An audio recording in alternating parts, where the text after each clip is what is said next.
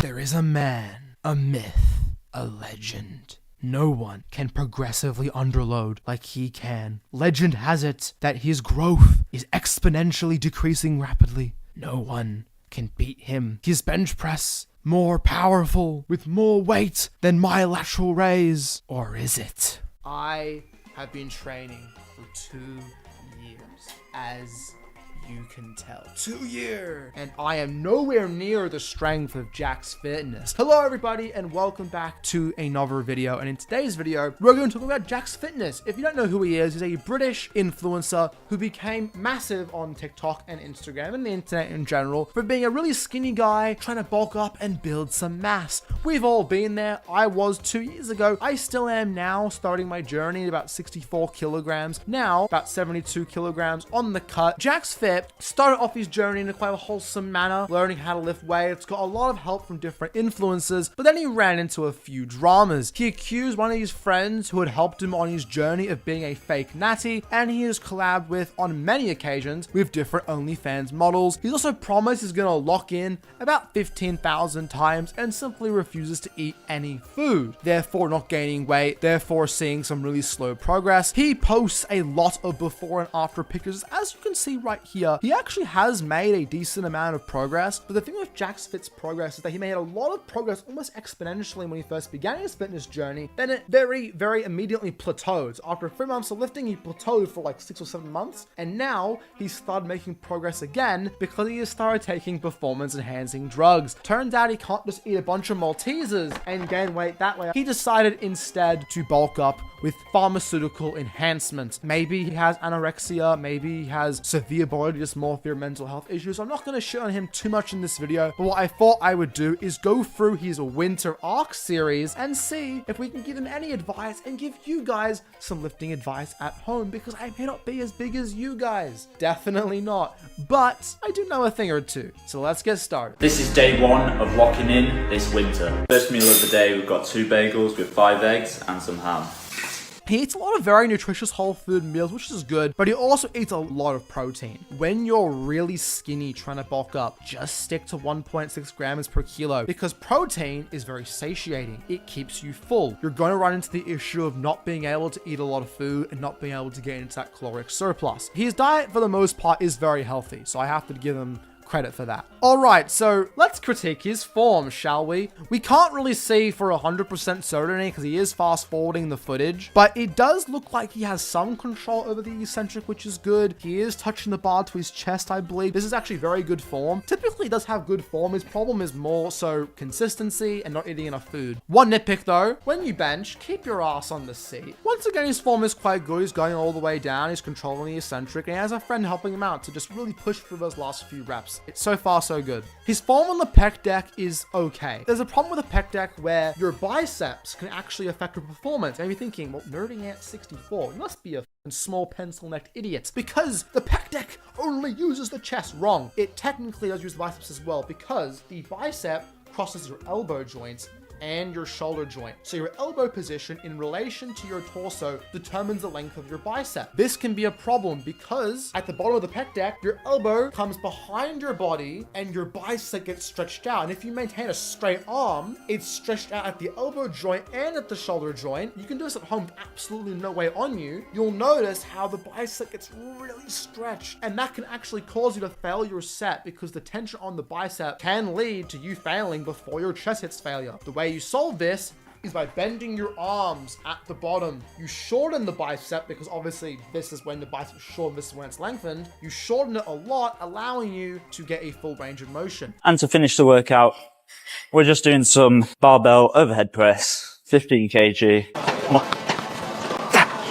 That's it. Now we're going to go and get some more scrap. Meal number 2, we have some beef. This is a push workout. Where's triceps, mate? You gotta train your triceps. You want to get the horseshoe, right? So you gotta train them too, buddy. But so far, it was a decent push day. He's missing half of his arm. But other than that, this is a very good push day. Let's see if his next workout is just as good as this one. But the comments on Jack's Fit's channel, they're either completely insulting him or being very politically correct and are like, you made some progress. Good on you, buddy. For example, day 3, I have in fact lost weight. reps. This is day 2 of locking in this winter. Meal number 1, an omelette with 4 eggs, some diced chicken, some cheese, and some ketchup. A lot of micronutrients, good macros, only problem, once again, it's not enough calories, mate. We're at the gym and we're starting the session off with some boxing.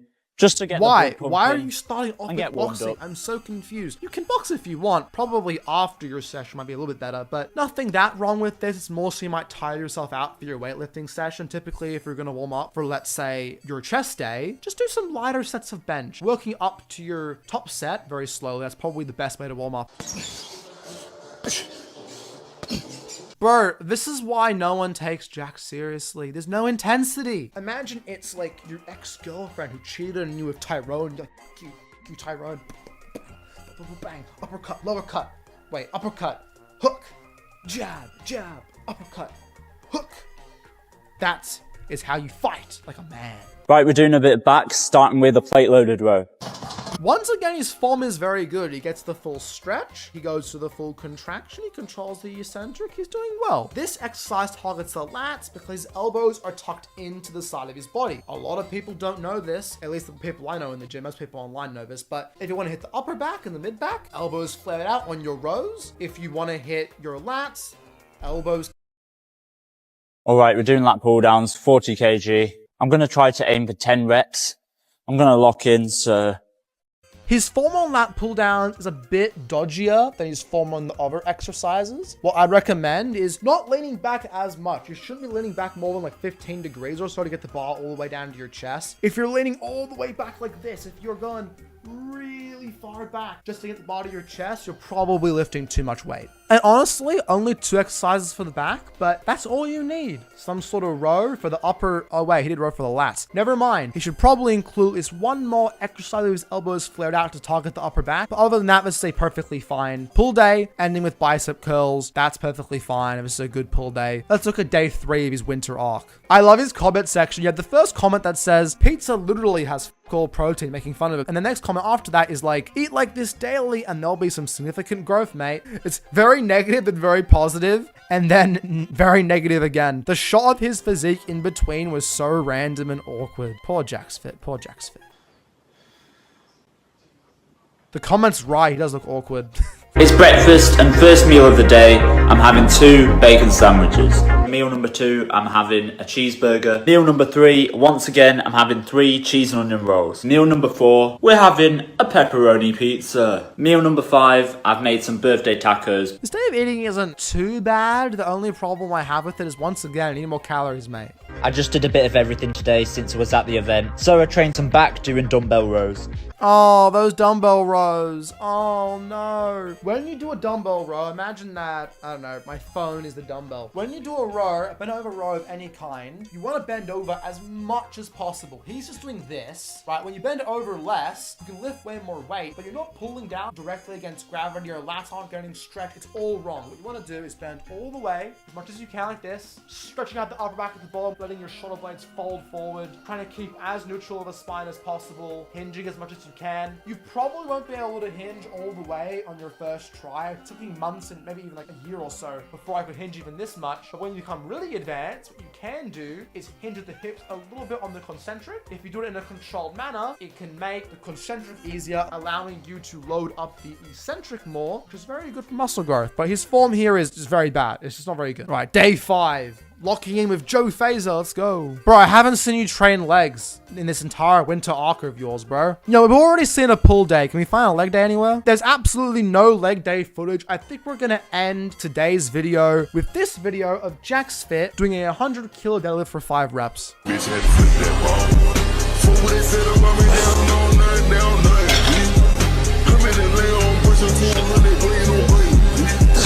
I love the comments here. Not heavy enough. Your spine can handle more. Okay, so his form in the deadlift isn't very good because typically when you're lifting max loads, you want to keep your spine straight as possible. You want to have very little rounding, particularly the upper back. When you're rounding your upper back a lot and rounding your lower back a lot as well, you're just asking to get injured, especially when you're handling max weight. But honestly, for his body weight, 100 kilos is actually not too bad. For his body weight, that's almost 1.5 times his body weight. It's not actually too bad. Anyway, that is the end of this video right here. I know I'm just a pencil neck, but I hope you appreciate some of the advice I have given out. Thank you guys for watching. This is one of the first videos I am uploading on this new channel, so please leave a like, comment, and subscribe for more. But for now, I'll see you all in the next video. Goodbye, everybody.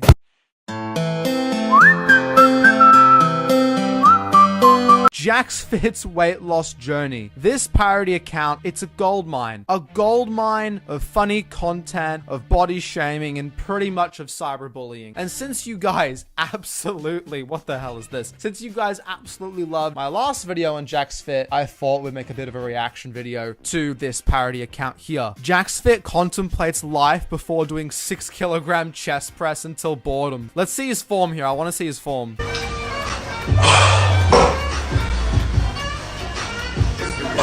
Okay, to his credit, his form isn't too bad, alright? Leave him alone in the comments. I have in fact lost weight! What the f is happening? Jack's fitness has hit rock bottom. Why did he look kinda jacked in that shirt though? He's made some progress. The reason why I don't have any respect for that progress is because it required pharmaceutical enhancement in the form of MK677. Jack's fit on a windy day official footage. Think I'm better off alone. That is hilarious. What's this? When all you wanted was love, but now you just try not to look like this motherfucker.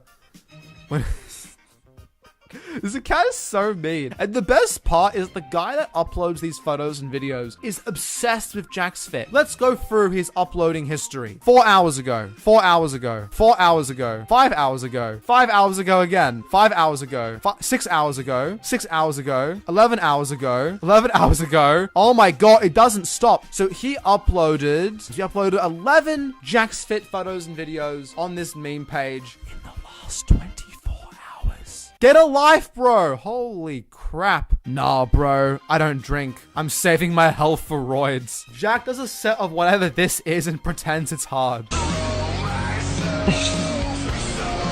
Cool. Okay, his form here is quite bad. I'm going to be instructional and tell you how to do your form properly. In a tricep push down, your goal is to basically just push straight down. You can rock your arm forward and backwards because the long head of the triceps is bioarticular and also inserts on the shoulder, so it actually helps perform this function. When doing your push downs, either keep your elbow pretty much in the exact same position throughout the entire exercise, or if you want to, you can go up a little bit and then come back down. Knowing she's kissed other dudes. Knowing she misses her exes. Knowing I had the best physique out of all the guys she's been with. JacksFit gives us secondhand embarrassment after failing to talk to a girl. Look, first of all, I guarantee you the guy running this account hasn't spoken to a girl in the last 2 years. I have though. I have DM evidence if you want me to show you.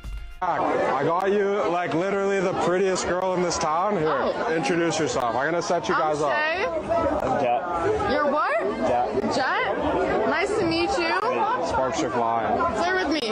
I feel bad for Jack. So he's using JacksFit for clout. He's also using him to rizz up this level 10 guy at. Because what he's doing is he's basically humiliating Jack to make this girl laugh in order to make him look good and to make him look funny. So that way she associates her laughter with him, even though he didn't actually do anything. The urge of taking steroids is growing more and more. The best part is JacksFit technically did take steroids, so JacksFit wakes up and calls it a day.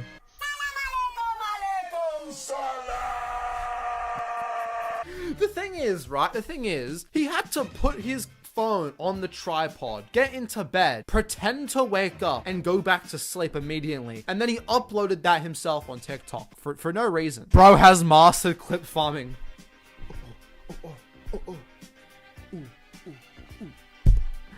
My lord. Oh, look at this. We have the 3 bops. And we have, wait for it, JacksFit. Absolute cinema. And we're gonna finish off this reaction video with some Jack Fitness Riz. Stop the feeling Yo, bro, social distancing from the baddies. What the Bro, social distancing himself from the baddies. That's pretty funny though. But JacksFit, I'm gonna give you some advice, right? First of all, hang around with people who actually want to help you with dating and aren't just using you for clout. But second of all, if you want to dance, do some gym dances. You can do some tricep push downs, some lateral raises, and then some shoulder presses, and you can like chain them together and get like some really good, like some pistol squats. And get some really good dance moves in there for the ladies. But anyway, that is the end of this video. Go follow this parody account. They are hilarious. And subscribe to me for more funny videos like this one. But for now, thank you very much for watching. And I'll see you all in the next video. Goodbye, everybody.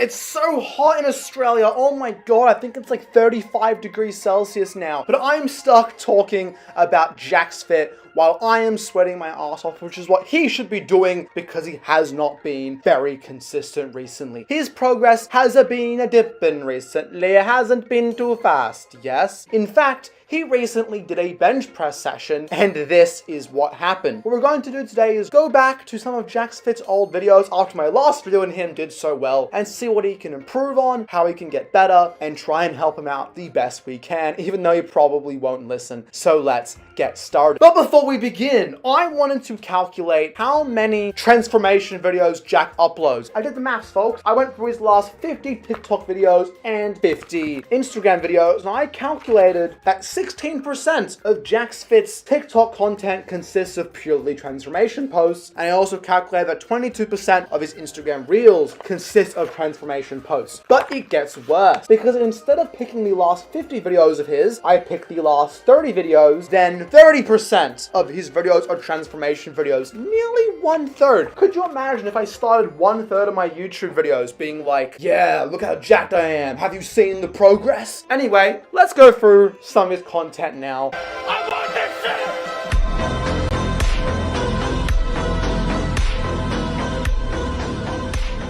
And there we have it. JacksFit performed a deadlift with actually decent form, a little bit of background, even nothing that will kill him. And in his caption, there is a bit of a problem, folks. He said that feeling of hitting a PR. New deadlift PR of 120 kilograms. Now, some of you in his comments actually noticed that this is not a new PR. He's lifted this before. I said I played these games before! So I believe about 6 months ago, I have no clue when, I could not find the original video online, but he has already hit 120 kilograms at some sort of event or some sort of meet, and then he actually got weaker is the thing, and then he slowly progressed back to 120 kilos. And you'll notice this trend a lot in JacksFit's videos if you watch enough of them and if you follow his journey. He'll make a lot of progress, then he'll lose progress, spend a long time getting back up there, then he'll take MK677. This guy has got to have upped estrogen or something. Is there a game that can make him eat? The thing with JacksFit's comment section is that there's two types of people in his comment section. The first type are really nice and they say, oh, I see the progress, you're doing a good job, buddy. The second kind straight up is like,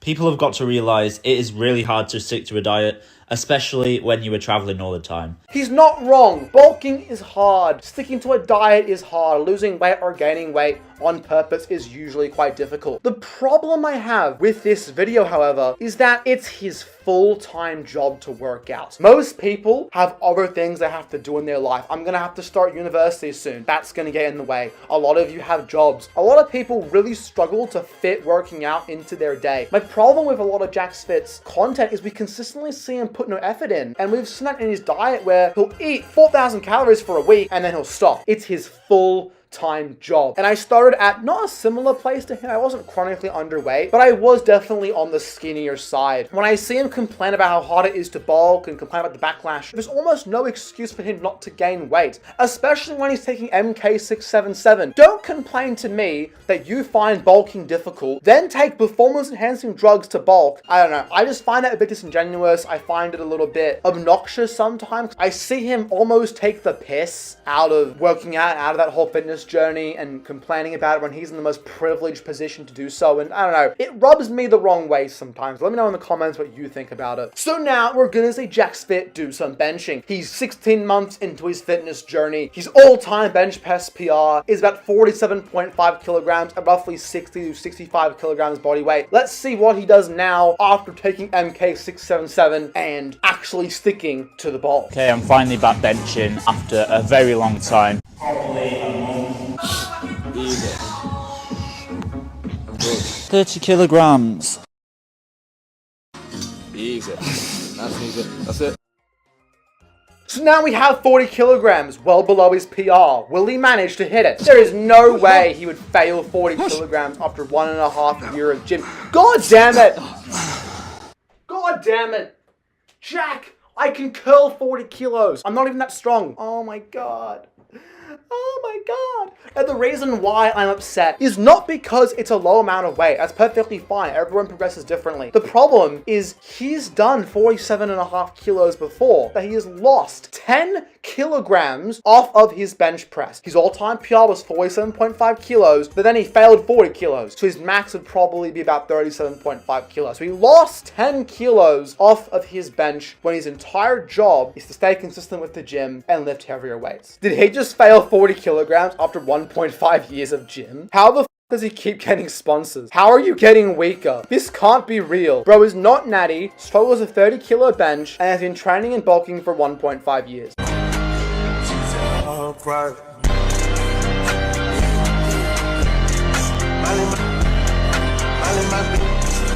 He did 2 exercises, which, believe it or not, is all you need for the back. I just hope he did at least 3 or 4 sets per exercise. Otherwise, he's not going to be able to accumulate enough volume. I don't know if you know this, but when you fake failure for a video, it's pretty transparent for every person who's actually been in the gym a few times. Like, you pretend to be struggling, but at the last second, you just finish the rep with no effort whatsoever. At least next time, try to make it convincing. I didn't actually notice that he was faking hitting failure, but after watching that video back, yeah, he kind of did fake going to failure. Damn. Here we have another transformation video, but instead of flexing, we're gonna see his progression on the dumbbell bench press.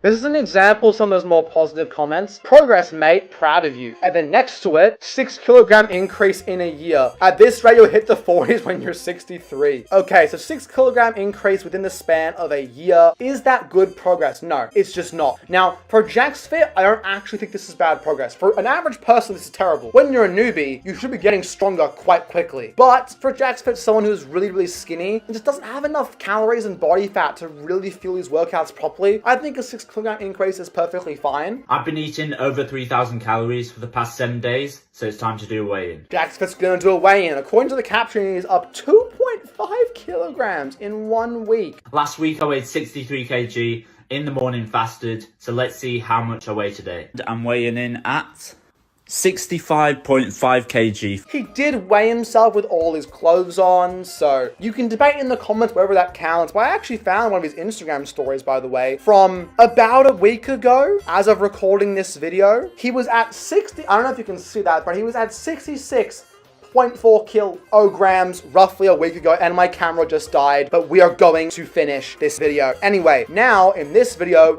he is at 65.55 kilograms, which actually means that he has technically lost weight. Now, apparently he filmed this when he was fasted, but he also had a lot of clothes on, so that can definitely influence the scale. The point is, no, he has not gained any weight this last week. If anything, he's probably about exactly the same. I also found this story too, by the way, where he was talking about how he was slowly gaining his bench press strength again, hitting 40 kilograms, 4 or 5 reps. So I'm glad to see that JacksFit is back on that lifting grind. Let me know your thoughts in the comment section down below, and I will see you guys in the next video. Goodbye, everybody.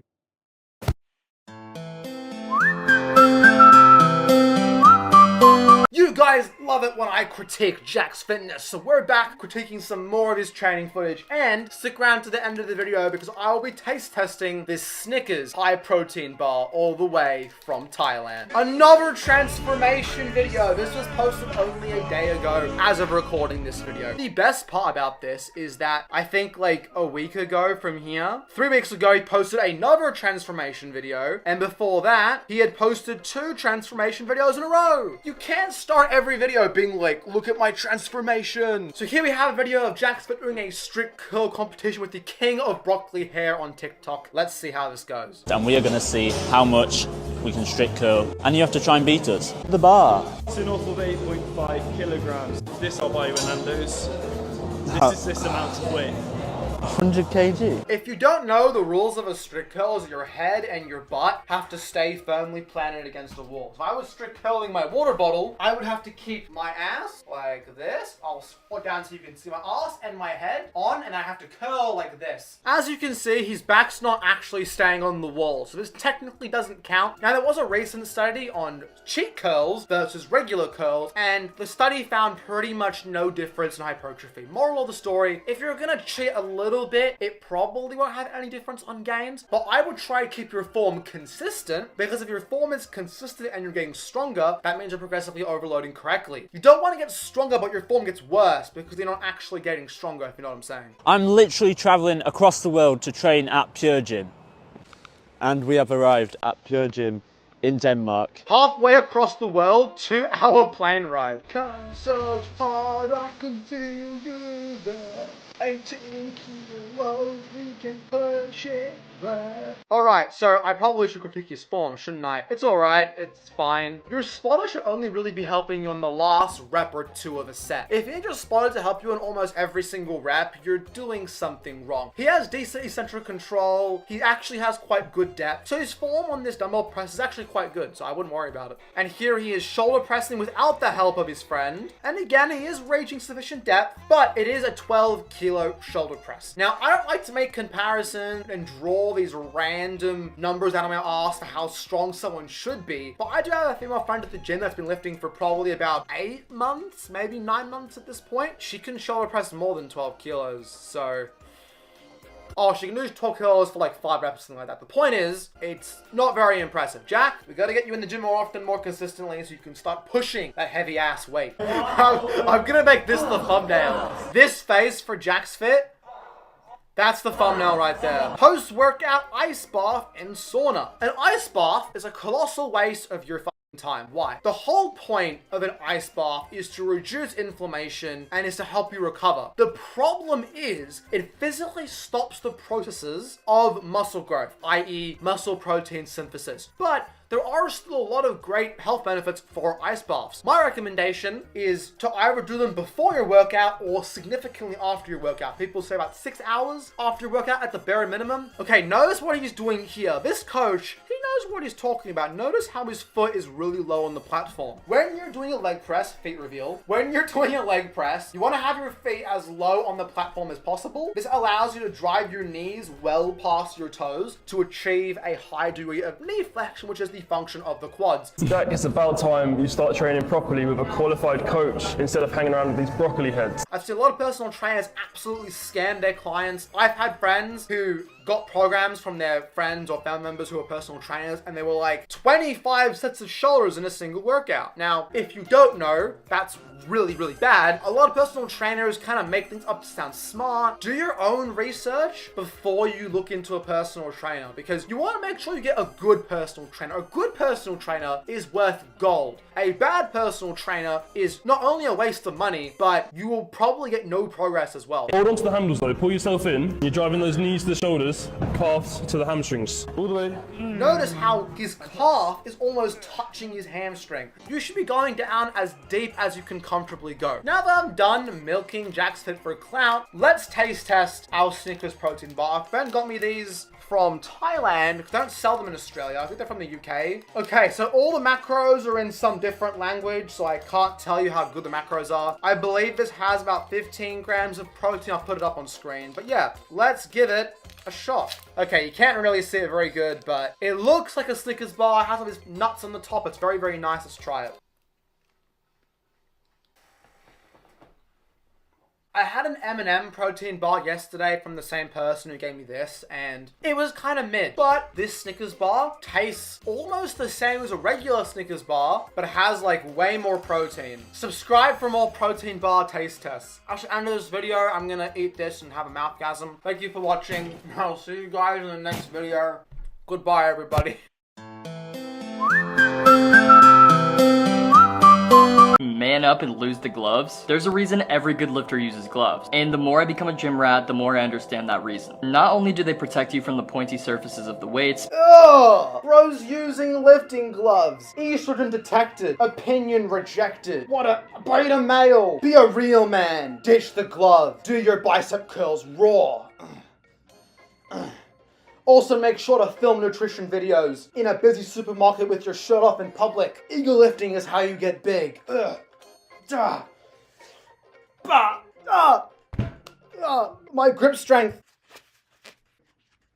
But they also allow you to have a much better grip. Using gloves, you can avoid blisters and calluses on your hands. Unfortunately, lifting gloves don't actually increase your grip strength. I had them when I was a beginner, when I was a weak soy boy full of estrogen, before I became a man and started the carnivore diet to increase my test. This is Kaya Mintz. He's a gaming streamer and he makes a bunch of gym content. So I thought for today's video we would react to some of his gym content. Do bench next. I know single rep PRs are pretty much just an ego number, but I would still like to start going for them more often just to gauge my progress. My bench press PR is nowhere near what I'd like it to be. No. This is all wrong. It's all wrong. It's all wrong. When you bench, retract your scapula, depress your shoulders. This will create a small natural arch on your back. Go all the way down, touch the bar to your chest, and then explode back up. He's not touching the bar to his chest. That 85 pounds did not count. A lot of you are probably making fun of him in the comment section. Benches less than a 13-year-old. Has 5 cups of G Fuel a day. Puts G Fuel in everything. Sleeps with his bestie and doesn't like the taste of water. And he calls himself a gym rat. What kind of machine is this? It's like a 3D Smith machine. Real men use free weights. Form is Rizzy. Your max is my warm-up. I'm 14 and I do 225-pound deadlift. No, you don't. I don't believe you. I don't believe you. Most people online who say they can bench press 200 kilos on their first day at the gym, most of them are lying. His deadlift form is a bit dodgy. I don't know why he's shrugging the weight. You should never do more than one set in the gym, as one set until complete failure is the most optimal for muscle growth. Oh, for fuck's sake. Good lord. Oh, you should never do more than one set. Because Mike Mensa and Dorian Yates didn't, and they were jacked. I could probably name like a bajillion different bodybuilders who did more than one set per week and were more jacked. Determining the quality of someone's information based on how jacked they are is not a good idea because genetics are a massive factor in how big you can get. I could train exactly the same as Mike Mensa, take the exact same steroids. Because my genetics are worse, I would not end up as big as Mike Mensa. Most studies indicate that yes, one set per week can make noticeable gains. However, you will make far more gains doing a lot more volume than that. I personally aim for roughly 6 sets per session, maybe 8 to 12 depending on the body part. I think that's a good spot for most people, and I would experiment. Some people might respond better to 15 sets per week and get more growth that way. Some people might respond better to 6 sets per week and get more growth that way. Start low, build up over time, see if you can recover from it, and move on from there. Do barbell bench, it's harder. Both exercises primarily focus on chest, shoulders, and triceps, so I'd argue that barbell bench isn't much harder than regular bench on the Smith machine. Barbell bench press is harder. You can't typically lift as much weight because it's slightly less stable. On a pure hypertrophy standpoint, the Smith machine is just as good as the free weight barbell.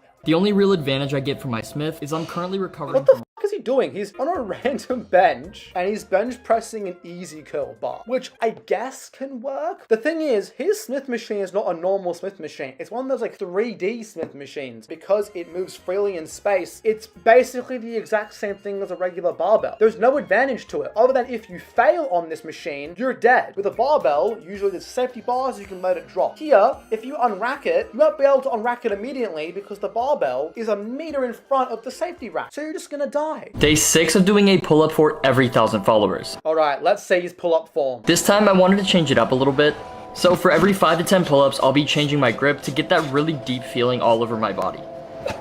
11 pull-ups pull-ups in a row is pretty darn impressive. I think the best I've ever done with decent form was roughly 17 pull-ups. 11 pull-ups is pretty darn good, I would say. Oh no. Gym for a year and still no gains? It's a JacksFit clone, gymming for a year and still no gains. Oh, look at that sleeper build, bro. He's got a real nasty sleeper build. As someone who actually has a sleeper build, I will say that, yeah, he has some muscle. Arnold always emphasized that mind-muscle connection, and now I really understand what he meant. I bought an actual gym membership. This is the first time I can hit very specific muscle groups very directly. Honestly, his form on all 3 of those exercises is quite good. He's controlling the centric, using a full range of motion. He's doing everything, folks. So it looks like this video, I believe, is only a day old. It's a lot newer than his other videos. He kind of made a bunch of gym videos and then stopped making them at some point. Looks like he's back on the gym grind. But that is the end of this video right here, folks. Thank you guys for watching, and I'll see you all in the next video. Goodbye, everybody.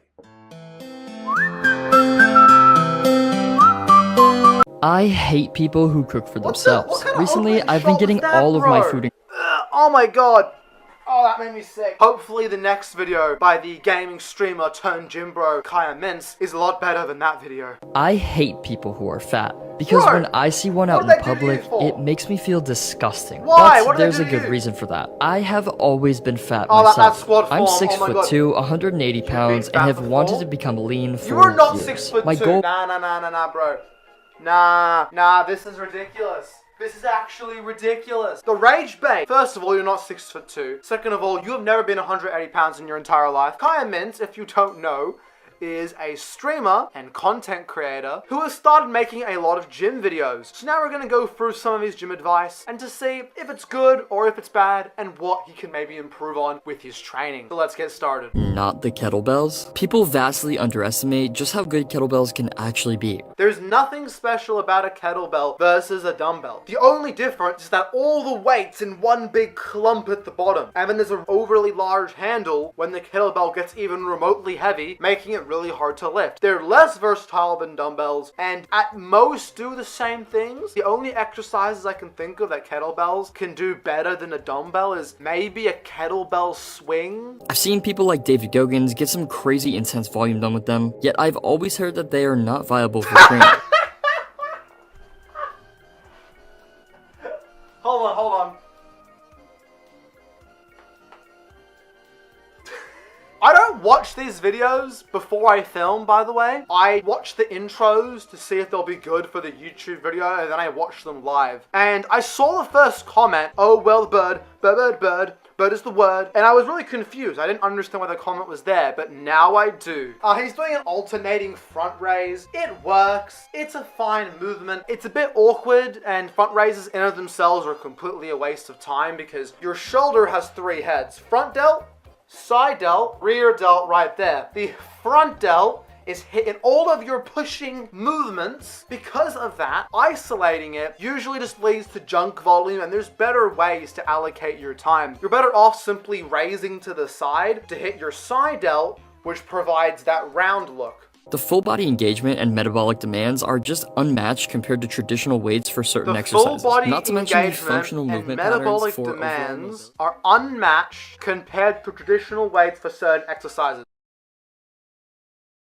Next video. I'm already pissed, folks. Updated max bench. A 1 rep max is something I haven't done in a few months now, so I'm not sure if I'll be as strong as I was before. I went through a really bad wrist injury that was making me question my abilities. Oh my god. I posted a community post on this channel asking, what do you think my max bench is? And a quarter of you said that it was under 60 kilos. Go on my Instagram right now, in the description, my Instagram handle is there. Click it, go to the Reels section. There's a video from 6 months ago where I bench almost double that. And soon enough, I actually hit my all-time bench PR while not even training bench like I used to. I'll be rehabilitating my wrist in the coming weeks to try to come back stronger and push myself. Okay, so the 135 pound bench did not count, and that 155 pound bench also didn't count, because if you have to hip thrust the weight up, get the weight up, then no, that doesn't count. Most powerlifters agree that in order for a bench press to count, the bar has to touch your chest and you have to keep your ass on the seat. Keep your ass on the seat when you bench. That 155 pounds, not only did it not count, but the Smith machine bar weighs less than the free weight bar, so that's actually less than 155 pounds. Honestly though, this is not a horrendous bench if you don't have very good genetics, but I do reckon he could have achieved more if he was lifting a bit more consistently. He took about a year gap from lifting. He used to lift a lot about a year ago, make a lot of videos on it. So now that he's back in the gym, I am very confident he will get strong. Sam Sulek is known for his monster's back, and just the girth alone is something to gawk at. There's a homosexual joke in there, but it's too easy. I'm going to ignore it.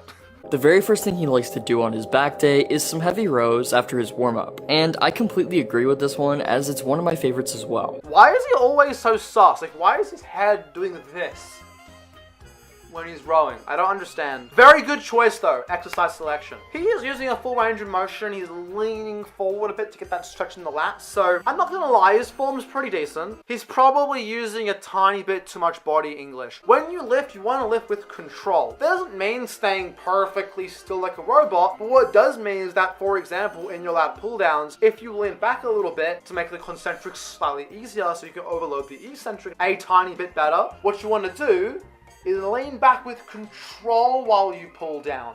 Not just, but with control. In terms of tempo, as long as you're controlling the weight at all times, it doesn't matter. You don't have to do a 195 second eccentric for it to count. And once you start feeling that blood flow, the second thing we're gonna do is some wide grip pull downs, as these are great for getting those shoulders working harder than last time. I guess it would work your rear delts a tiny bit. That's a lat exercise. And lastly, we're gonna do some push downs here, as he's heavily known for targeting these rear delts like crazy. I could really feel the presence of Sam tearing up my backside here to finish me off. Push downs targeting rear delts. Oh. Bro, your rage bait is so believable. He needs to be more like JacksFit. JacksFit's whole account is basically rage bait at this point. Like, we all know he's not training consistently anymore, but he still acts like he's trying and genuinely seems like he is. Because he's still so genuine with his content, even though he's not eating like he should be or not training like he should be, it makes his channel being rage bait far more entertaining, I guess. When you just straight up say things that are wrong, like a tricep push down which only hits your triceps, targeting the back of your shoulder somehow, it doesn't make the rage bait as enjoyable. I understand. Shut up, Siri! My watch started recording what I was saying. Look at it. It's recording right now. You can literally see Siri. I've had entire conversations recorded by Siri. It's very creepy. What was I saying? Oh yeah, rage bait in the intros and in your thumbnails on YouTube videos. But throughout the video, try and make some genuine content. But anyway, that is the end of today's video right here. I hope you all enjoyed. If you did, like, comment, and subscribe for more gym content. But for now, I want to thank you all very much for watching. And I'll see you all in the next video. Goodbye, everybody. Using the ball instead of going straight into squats is a great way to do this. What are you doing bouncing on another man's balls, Kaya Mins? And gradually increasing weight without the fail-safe after. The Naruto run! The Naruto run! That was Kaya Mince's first gym video. He already knew to start off his Instagram account with rage bait. So let's look at some of his newer rage bait to see if he's gotten any better or worse at training and what we can learn from it. Arnold Schwarzenegger is known by most as the greatest lifter of all time, specifically for his massive arms, so of course I have to try out his arm routine. 5 sets of each exercise shown is specifically for his massive arms. And do you know what else is massive? Low taper fade. You know what's crazy is that low taper fade like meme is, dude, it is still massive. Yeah. 5 sets of each exercise shown is far more volume than I'm used to, which don't do that. A lot of people have been trending towards super low volumes where you do like 1 set and you go my fragile, weak body can't handle anymore. The fatigue. The fatigue is too much. And then you have personal trainers, and I have friends who have been given training programs by their friends who are personal trainers, and it's like 5 sets of dumbbell front raises, 5 sets of cable front raises, 5 sets of plate front raises. Shut the up. A moderate amount of volume, enough volume to get a high stimulus, but not too much volume that you can't recover is key. Which is making me consider upping my intensity in normal sessions. This is truly a great example of how much work and dedication it takes to get a physique like Arnold. He's always been onco like this on purpose because he actually knows what he's doing. Kaya Mintz is playing fourth dimensional chess with the Instagram and TikTok algorithms. He knows that if he makes himself look a little bit weird, a little bit dodgy in his lifts, you're gonna comment, you're gonna give him engagement, and you are going to make him famous. As the difference between bench and Smith is just a little bit of stability. And on top of that, mine is pretty much the same as a normal bench because it moves around freely as opposed to being stuck in place. Yeah, what's the point of it then? What's the point? What's the point of this 3D Smith machine? If the Smith machine moves freely, it becomes exactly the same as a free weight barbell. And the only difference is if you fail the barbell and the barbell's sitting on your chest and you don't have a spotter, you can't do what you can normally do and just tip the weight off of you. With this one, if you get stuck, you're dead. Mine is pretty much the same as a normal bench because it moves around freely as opposed to being stuck in place. Bench is one of those movements Bro got the anti-spotter. The spotter is pushing the barbell down as he's pressing it. He's actively trying to kill him. You do barbell bench for the sole reason of increasing your ego so you can compare yourself to girls half your size. That's what masculinity is. Being better than people who weigh half as much as you and have 10 times less tests. That's true toxic masculinity right there. Smith machine squats are crazy. People are quick to hate on the Smith machine squat until they hear that it's Chris Bumstead's favorite exercise. And for plenty of good reasons. The form is clearly rage bait. If you find that your knees are like collapsing in on themselves like a black hole, that's usually because you're using too much weight. Try and drive your knees outwards and keep them there instead of having them do this. He's gone on record to say that the extra added stability feels really good when taking on the heaviest load he can handle all at once. He's not wrong. Now, again, because the barbell moves freely here, he is receiving none of the benefits of the Smith machine. But what he's saying here, the video itself is dumb, but what he's saying here is completely correct. The Smith machine provides a lot of extra stability. I personally don't find it very comfortable. If you find it comfortable, do it because it's a very good exercise. How are his legs so small but calves so big? My small calves will plague me for all of eternity, but seriously, who cares about your calf size? How are his legs so small but calves so big? I've never once looked at someone's calves ever and been like, damn, they're small. Who gives a shit? They add nothing to your physique. I don't understand guys' obsession with calves because no girl gives a shit. It's just dudes. But I'll give you a little tip. When I do calves, I always stand instead of sitting to get the deepest stretch possible, as it's particularly important with calves. The reason you do calf raises standing is because there's two muscles in the calf, the gastrocnemius and the soleus.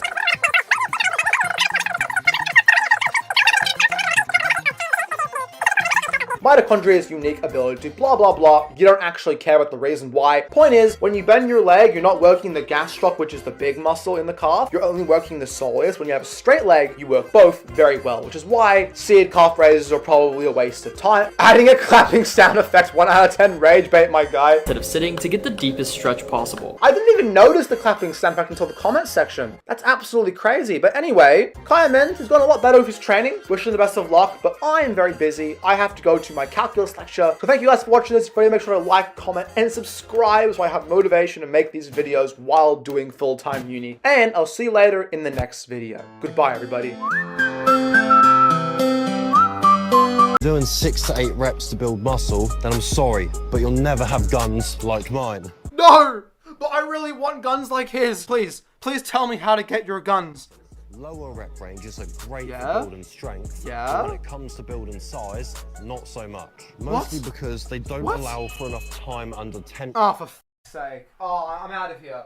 I'm out of here. This guy is a personal trainer. He's a qualified personal trainer and everything he says is wrong. Low reps equals strength gains, not size. That's only true when you're under 5 reps and like doing 1 or 2 or 3 reps. Why? Not enough time under tension. A key driver of muscle growth, along with increased metabolic stress. Yeah, both of those things are not the key driver of muscle growth. The key driver is exposing your muscles to a high degree of mechanical tension. Those last few reps when you're close to failure. That's what drives muscle growth. Beginner versus professional. We see the beginner really rushing his reps out and the professional controlling the concentric and controlling the eccentric. Is controlling the eccentric better hypertrophy gains than not, yes. But believe it or not, in this video, I actually think the beginner has better form. That's because there's no need to do a really slow concentric. In fact, I'm pretty sure studies have suggested that the faster you are on the concentric, probably the better. What you want to do is have a 1 second pretty quick concentric, and then maybe a 1 to 7 second eccentric seems to be the best for growth according to the recent literature. Free exercise to grow your shoulders. Oh my, she's actually jacked though. She's 16. She's bigger than me at 16. Holy crap. Let's see what exercises she suggests. Machine overhead press, okay. Lateral raises, also good. And reverse pec deck. Nice. All good options. I would add to this by saying that the lateral delt is more important for those rounded shoulders, as you saw in the start of this video, than the other two. So I would prioritize it by doing more volume. Anyway, welcome back to another video. A lot of Instagram fitness content is very NPC-like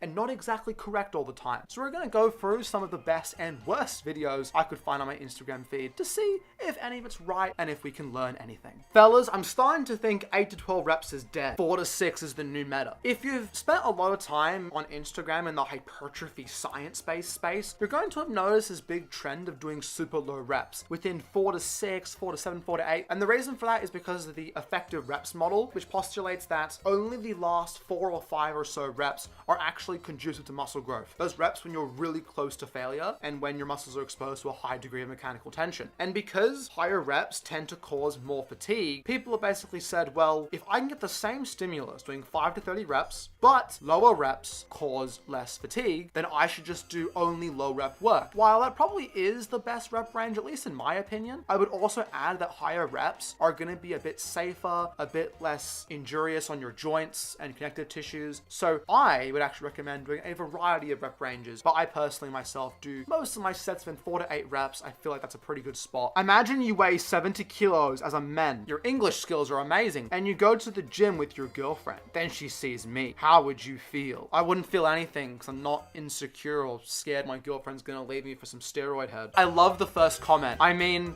I'm going with a girlfriend. Where is yours? Like, dude, you're wasting so much time every morning going. You have to get up early. Then what else do you have to do? You have to go get your shake thing ready, your protein shake. You gotta go buy the right gym wear. Guys use the muscle shirts. Then you gotta get in your car. You gotta drive.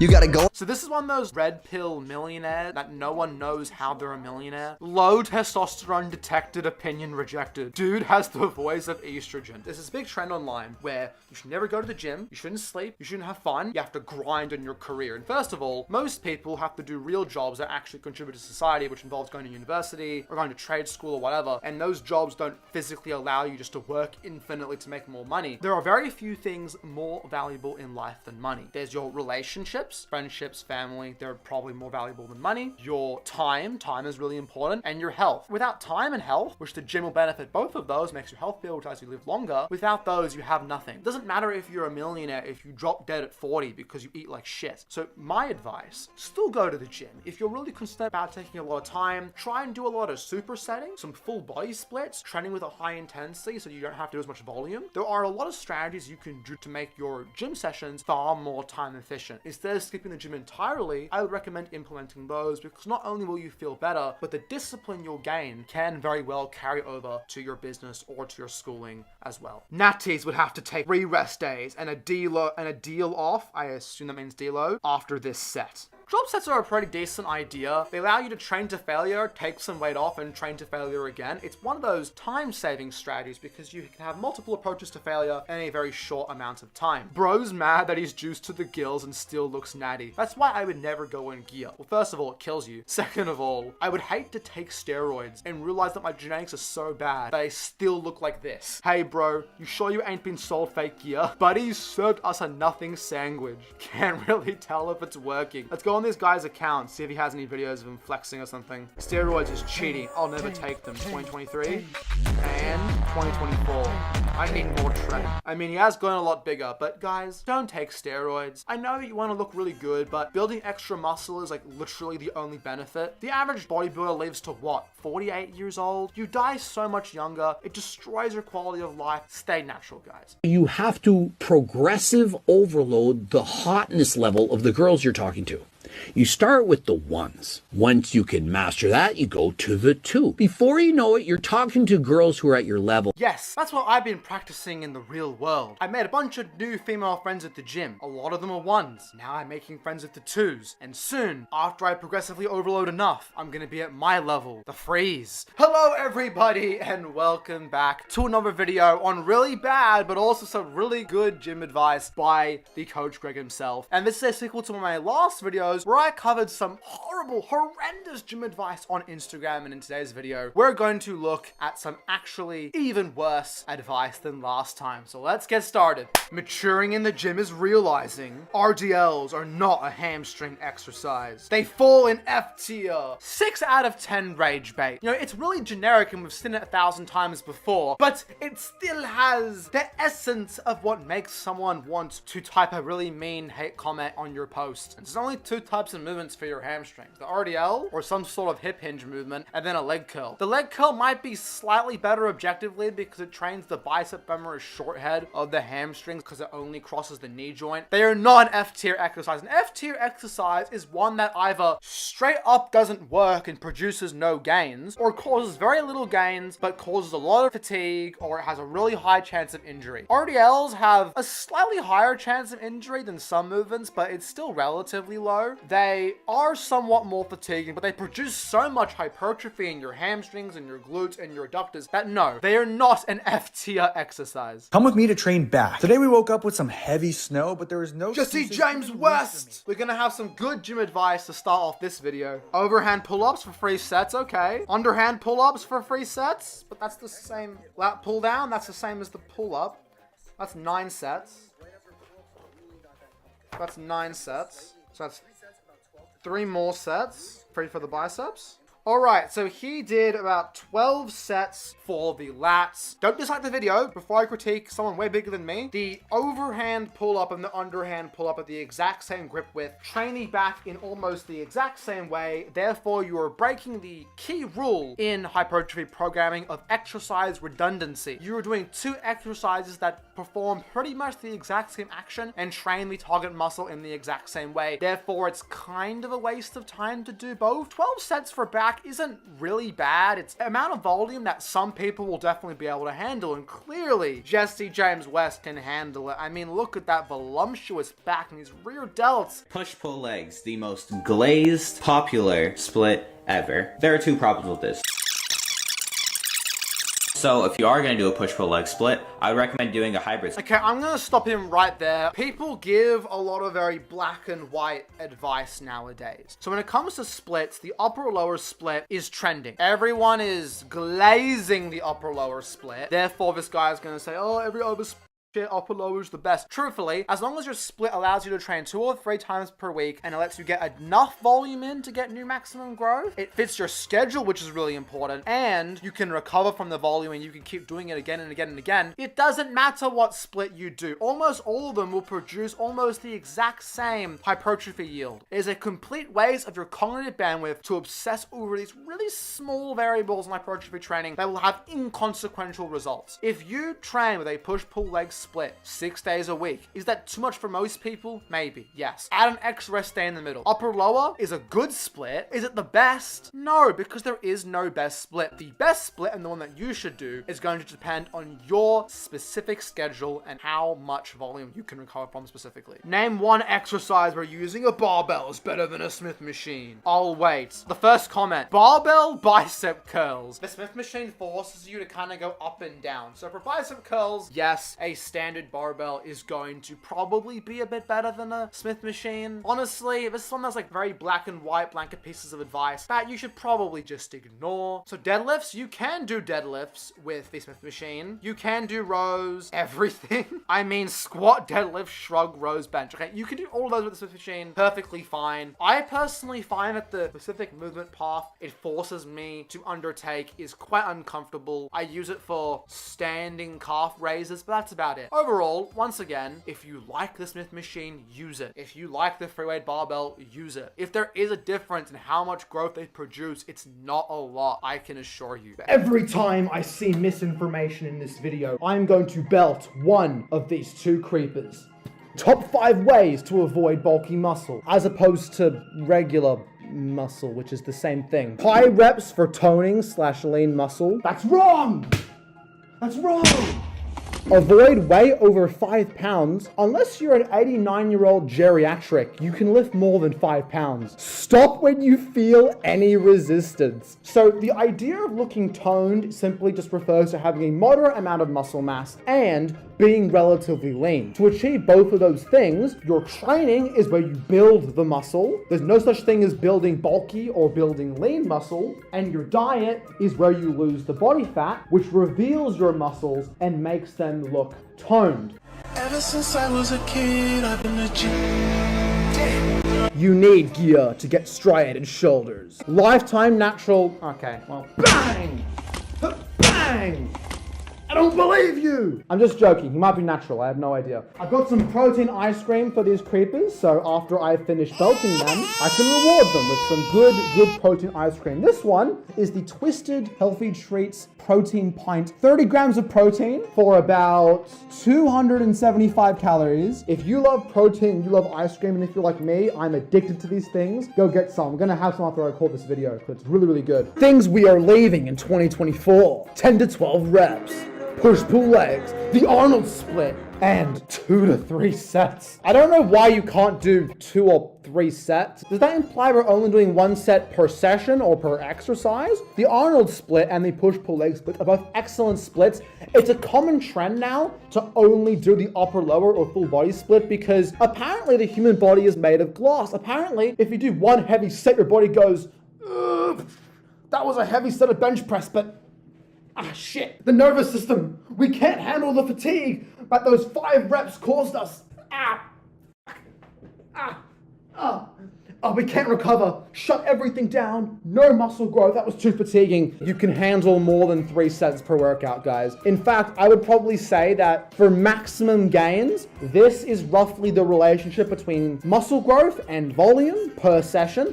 But I would say do as much volume as you can, assuming you can recover from it. If you can recover from 6 sets, that will get you more gains than if you only do 4 sets. Doing another set is another chance to get a stimulus. If you do 1 more set, that will produce more muscle growth, assuming you can recover from it, of course. 10 to 12 reps, your central nervous system is not going to collapse into a million pieces if you do more than 7 reps because, oh, it's so fatiguing. You will be fine. Do the rep range you like the most. My max deadlift, 635 pounds. I hit this at 230 pounds body weight. This is 2.76 times my body weight. Eddie Hall pulled 1,102 pounds for 2.54 times his body weight. Now, does this mean I am proportionally stronger than Eddie Hall and my deadlift is more impressive than his? No, and you're stupid if you think otherwise. Yes, it does. What do you think the word proportionally means? Proportionally is defined as in a way that corresponds in size or amount to something else. If you lift 2 times your body weight, yes, you are proportionally stronger than someone who lifts 1.5 times their body weight, no matter what the absolute number is. That's what that word means. This comment says it best. Yes, it does mean you are proportionally stronger than Eddie Hall. He is still stronger, and I'd say 1102 is more impressive than yours, regardless of proportional strength. You're conflating 2 ideas. Y'all ready for this?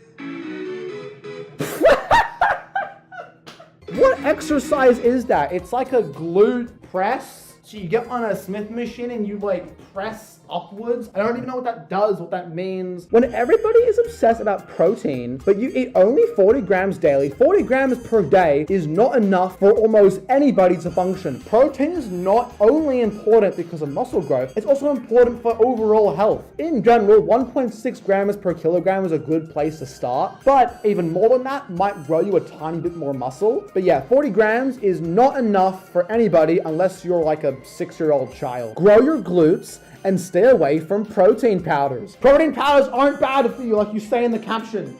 Misinformation. Misinformation. I'm pissed, folks. But what I am gonna do is sit down with my creepers, creeper 1, and I am going to share my protein ice cream with them.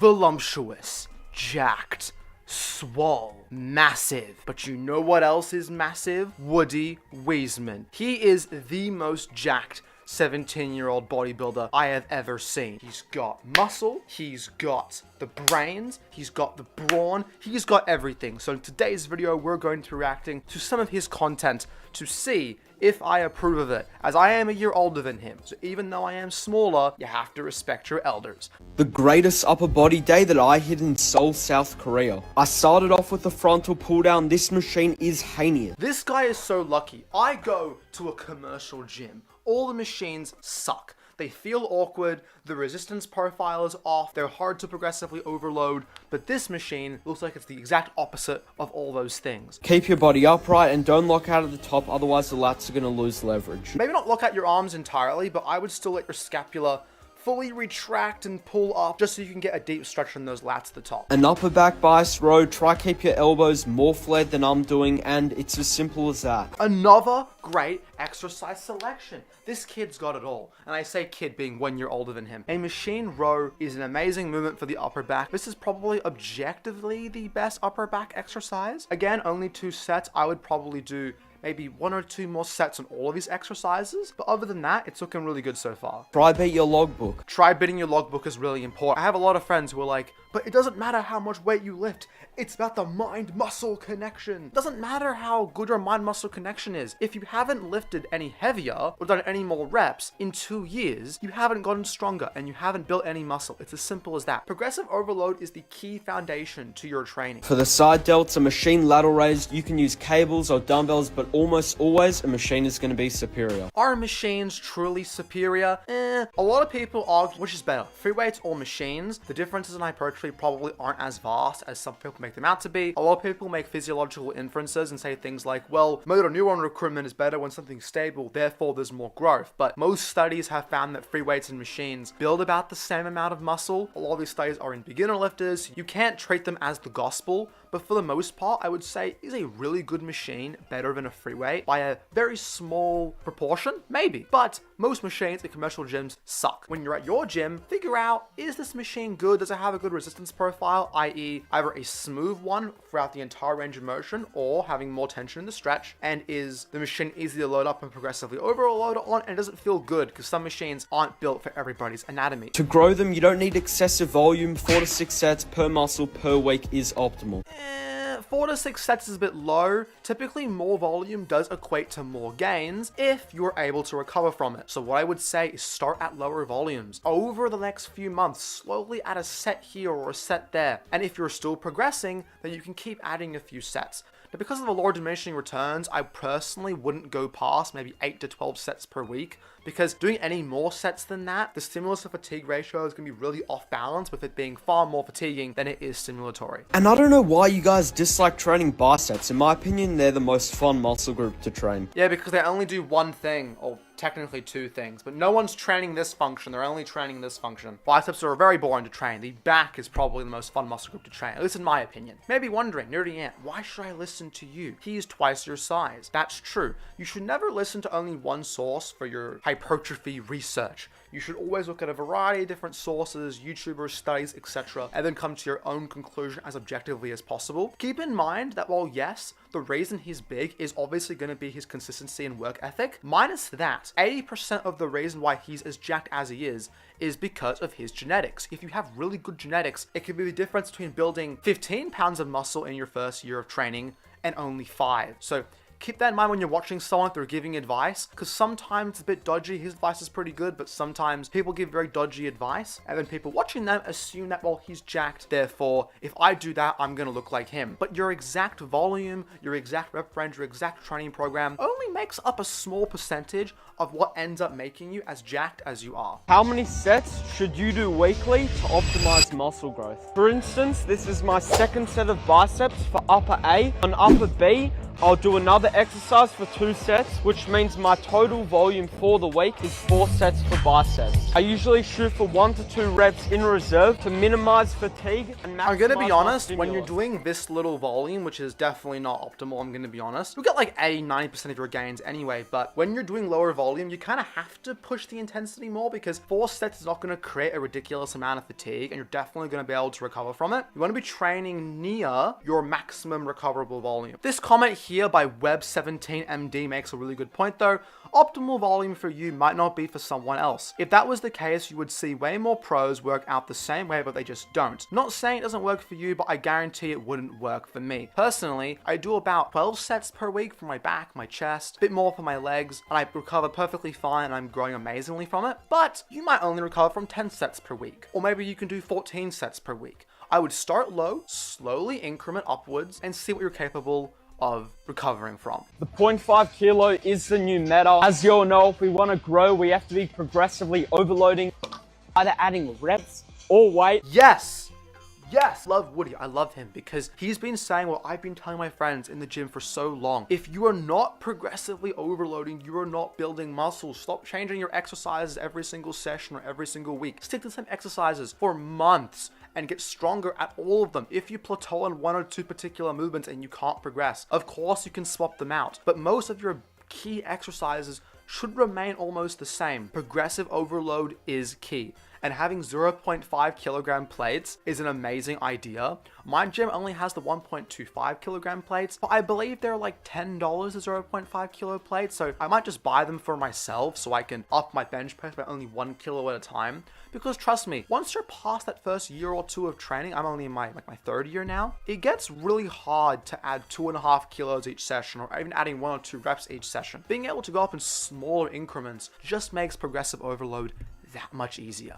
So you're telling me I wasted 3 years bulking, cutting, and training push-pull legs of 8 to 12 reps. Well, you got this jacked over doing that stuff, so you clearly didn't waste your time. You're like twice my size. Now, are these things a waste of time? Bulking, if you're already at a healthy body fat range, there's no need to do a massive bulk. A 100 to 200 calorie surplus is perfectly fine. Cutting, again, if you're already quite lean, you can main gain to getting leaner, which is when you eat at maintenance calories and you put on muscle while losing fat, but you're gonna lose fat far slower than if you did an actual cut. So if you wanna get super lean, at some point you are going to have to cut, especially if you're starting off your journey overweight. So it really depends on your current body fat level and how much muscle you have to determine if you really should be cutting or not. Push-pull legs is a perfectly fine split. What I would do instead of training 6 days per week is add an extra rest day in between, because you still have enough frequency, but you don't have to worry about training 6 days in a row and just completely gassing yourself. 8 to 12 reps, anything within 5 to 30 reps simulates the exact same growth, but higher reps do cause more kinds of fatigue, but they also are a little bit better for your joints, ligaments, connective tissues, and reduce the chance of injury. Anybody who tries to give you very black and white fitness advice on the more minute variables in hypertrophy training is not necessarily someone you're always going to want to follow. I do think Woody is still someone you should follow, so I'm going to put his Instagram in the description down below, but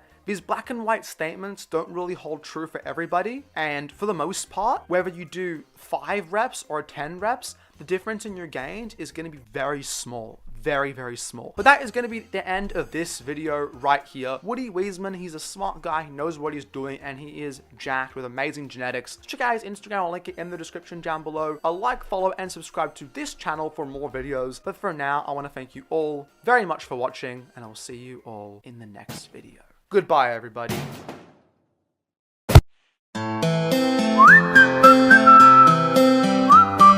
And so the first thing I noticed is creatinine levels are through the roof. People who abuse steroids, it's often harmful on the kidneys. And so if you have elevated creatinine levels, there's a good chance that you have experienced some form of damage and it's from taking steroids. And his levels are through the roof. Creatine kinase, we can see it's through the roof. It's 449. It's not a yellow dot, it's a red. And so what were his testosterone levels? 21.4 nanomoles per liter. If you convert it to nanograms per deciliter, it's 617. And so very good. Not below average, not above average. His bioavailable testosterone, 11.24. That's the testosterone he's using. that's in the high normal. Based on the blood work, based on the evidence, this guy, 1 in a million genetics. Do you now believe him? I never believed him, but the proof is in the pudding, and we've analyzed it. We have to conclude 100% natural. Being called natty by Greg is an achievement. It is an achievement, and here we have Baby Yoda. He can sense steroids flowing through people's veins, but despite his strong force abilities, he just cannot sense the steroids flowing through Hussein Farhat's veins. That is because he may have the best genetics out of anybody on social media at the moment. He is the biggest natural I think I have ever seen, that you have probably ever seen. So today, me and Baby Yoda are going to react and critique some of his content to see if that's the reason why he's as big as he is.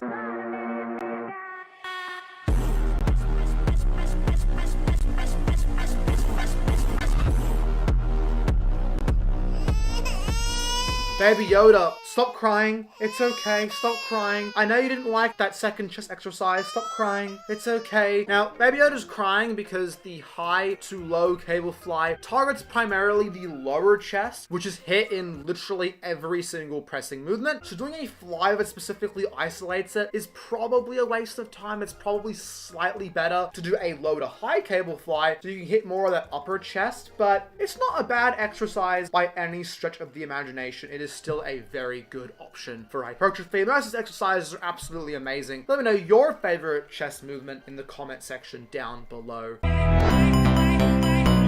Steroids are dangerous and should not be normalized in fitness. Before Hussein answers this question, one thing I will say is the only time you should take steroids, and I'm sure Hussein would agree with this, is if you've been training for at least 5 to 10 years naturally and you put on way more muscle than everybody else and you know for sure you have the genetics to be a world-class bodybuilder or a powerlifter, but you're simply missing that pharmaceutical leap to be a pro bodybuilder or to be a pro powerlifter. If you're not going to compete in those sports, and if you do not have the genetics to even be able to compete at the highest level in the first place, there is precisely no reason you should be sabotaging your health and dealing with all of these side effects just for what? Your ego, so you can look big? There's no reasons why, if you're just a regular lifter, someone who just wants to stay in shape, look good, feel good, be able to live longer, there's no reasons why you should hop on. It shouldn't be normalized.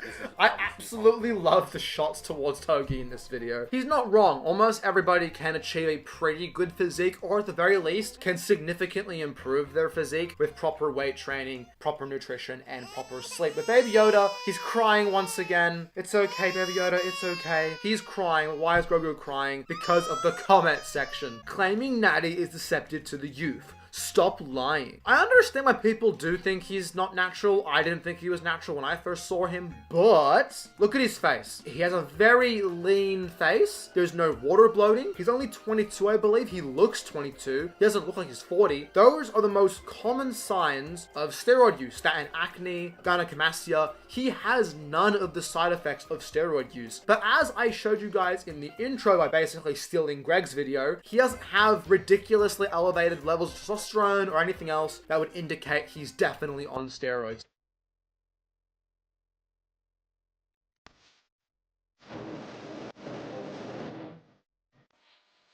Baby Yoda is very jealous of those genetics. He's like 1'3", so he's already screwed genetically. But what that means is he'll be able to fill out his frame much faster than I can at like 5'8". I understand where this video is coming from. It's trying to tell you that you don't know if you have good genetics unless you train, and that you can achieve a similar physique to him. But when you do have 1 in a million genetics, making videos like this, it can come off as a little bit condescending. Literally is beyond elite genetics. Stop downplaying it. I don't think that was his intention, but this comment also highlights it quite well. Yes, he has elite genetics, but are we just supposed to stop everything just because there's someone who has better genetics than us? Exactly. Do your best with the cards that you were dealt with, because you'll probably be surprised at what you can achieve naturally.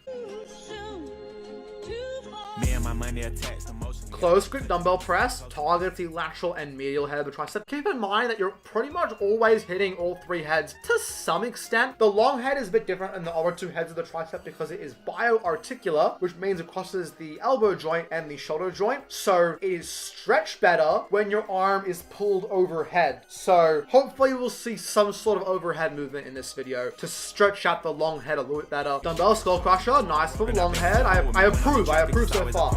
And chest supported tricep kickbacks. They're not horrendous, they're just kind of awkward because the resistance profile is so ridiculous that it makes it hard to progressively overload. Absolutely no tension in this stretch, but it's not horrendously bad.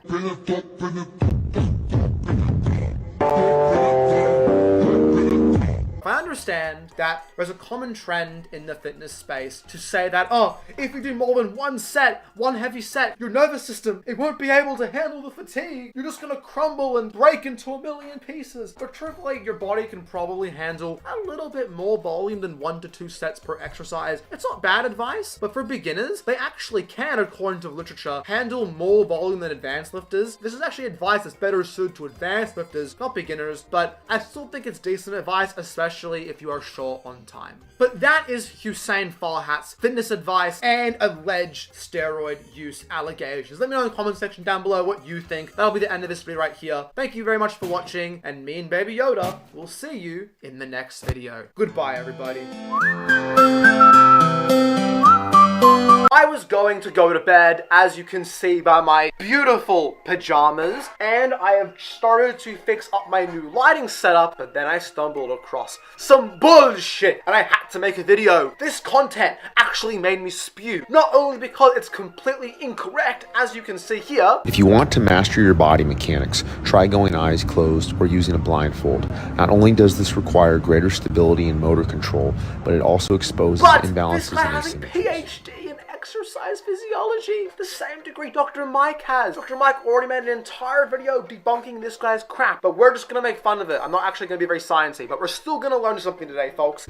All of the latest research confirms 90 degrees is best for muscle growth. My new YouTube video explains. Why is this wrong? Well, first of all, he's basically doing a short lengthened partial, which is when you only do the contractile portion of the range of motion. This has actually been proven a billion times to be far worse than full range of motion or long length partials, where you stay in the lengthened position. And it's not better for your joints, like he tries to claim in the caption. Do you know why? Because you're using 4 plates. You're using 180 kilos. If you had done a full rep, you could have used 120 or 140 kilos, which means that there's less overall weight that your joints have to support. So it'd probably be better for your joints, god damn it. We have my brain juice, and I want you guys to play a game at home. Take a shot every time he says something objectively wrong. I took a shot out of my brain juice. What am I watching? What am I watching? Why are there 2 resistance bands either side of him like this? And he's using way too much weight. Why does he have a... Why does he have a belt with the weight attached to his hips, and then he's doing a Zercher squat at the same time? What's happening? Your bench press technique with this. 115 pounds each? He has to be taking the piss. There's no way he's being serious. He has to be taking the piss. I refuse to believe he's being serious. What the hell is this? Oh my god. Like, everything is stupid. This one's not too stupid. This one's actually... I don't know why he's twisting. That one isn't too dumb. I don't even know what that is. What? He's like spinning it. Why? That can't be for hypertrophy, because that's so weird. Pull-ups with resistance bands and chains? Resistance bands can break, by the way. That's very dangerous. And like he has a plate on his legs. Oh my god, what's happening? Oh my god. What's this? Why does he only have weight on one side? Oh my god. Why do you have a barbell and you have these chains attaching to the plates? Why not put the plates on the side of the barbell? That's what it's built for. What the fuck is this?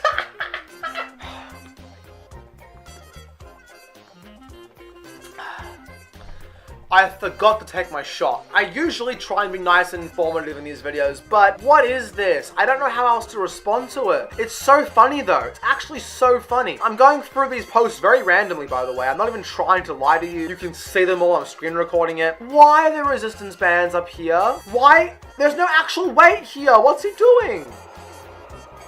Why? Why? I don't understand. Rapid eccentric isometrics, and eccentric is when you're lowering the weight, and isometric is when you keep the weight stable. That's a contradiction of terms and is absolutely incorrect. What are you even training here?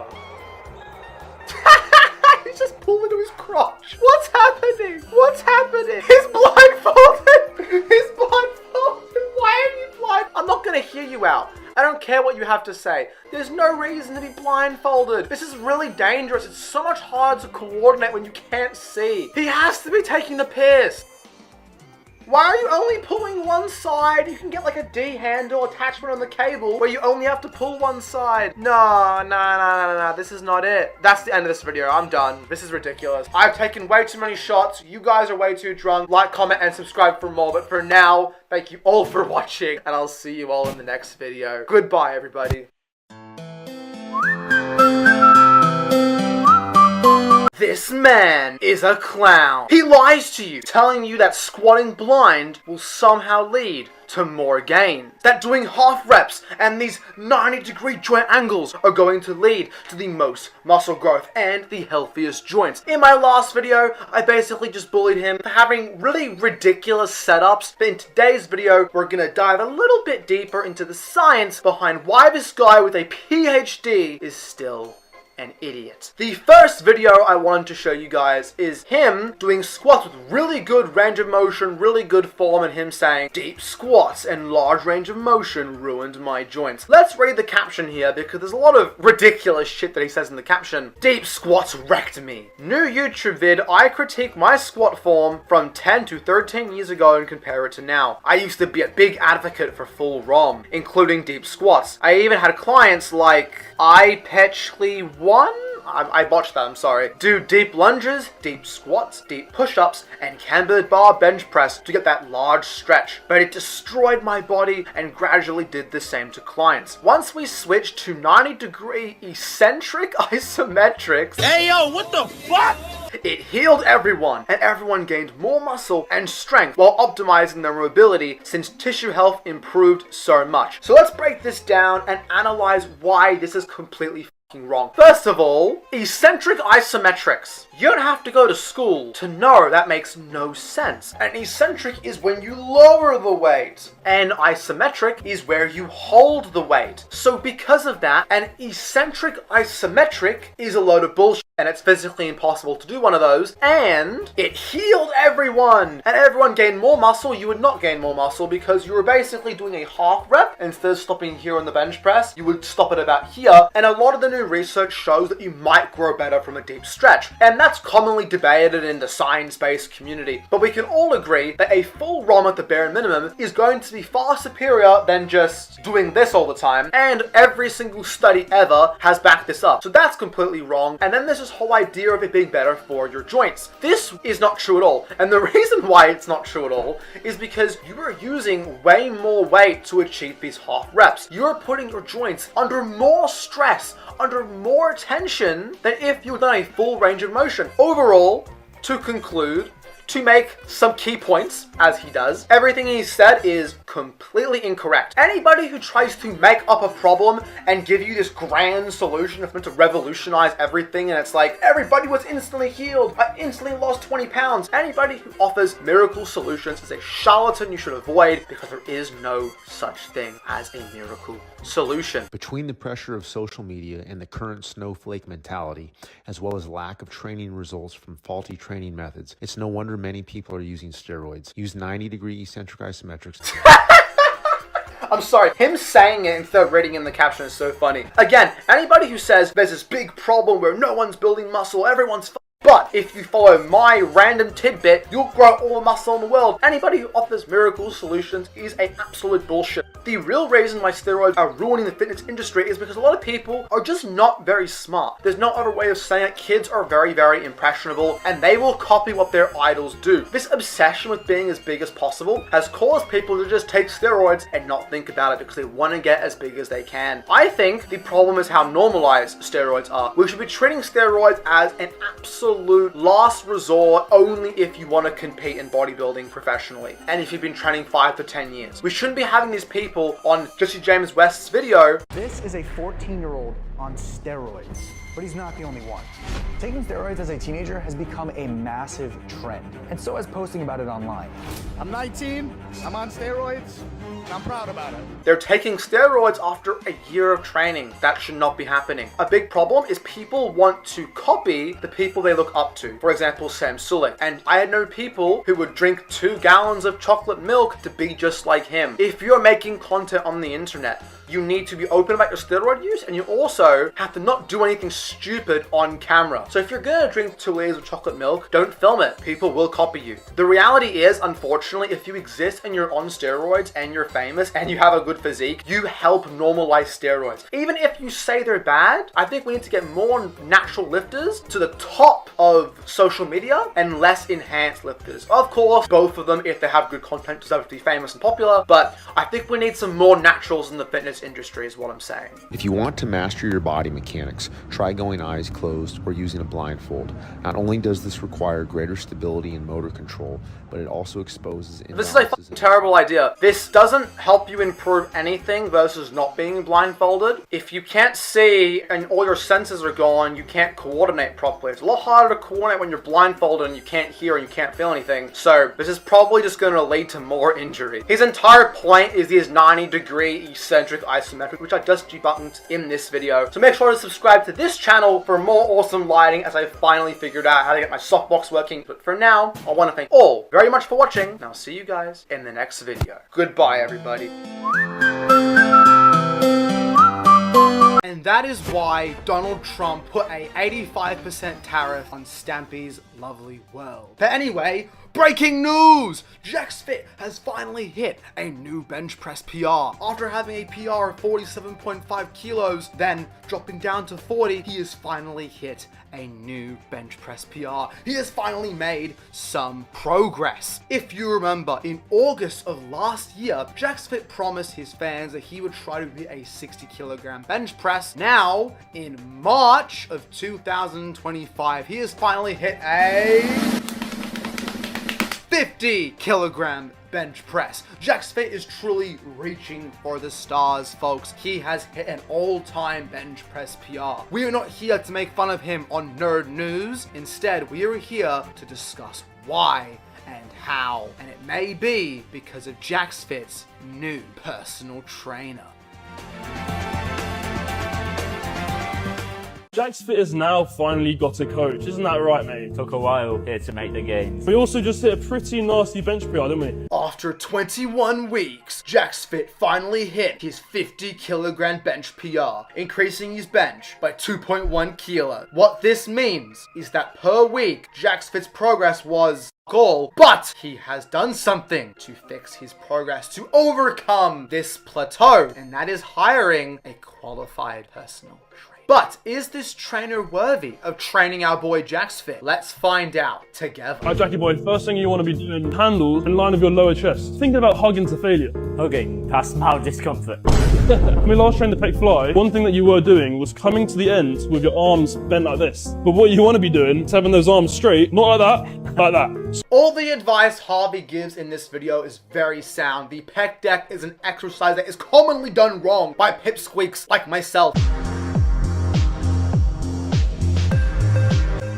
Oh, for fuck's sake, it was going so well. We're not even 1 minute into the video. Oh no. It's a generic TikTok video with some bullshit rage bait caption and a 5-second video of someone bench pressing. God damn it. Why do I spend hours editing? Why do I do it? The caption says, POV, maturing is realizing that frequency grows muscle, not volume. A little bit misguided, but not 100% wrong. Frequency is more important than volume. If you equate volume, higher frequency is better. However, higher volume is also better, assuming you can recover from it. People took a few studies that came out recently that suggest that frequency is really important for muscle growth and somehow extrapolated that into your body can't handle doing more than like 1 set per session because of fatigue. Therefore, you should train every muscle 2 or 3 times a week, but do no volume at all. Volume has a hyperbolic relationship with gains, or as As you guys may know, the law of diminishing returns. What this means is,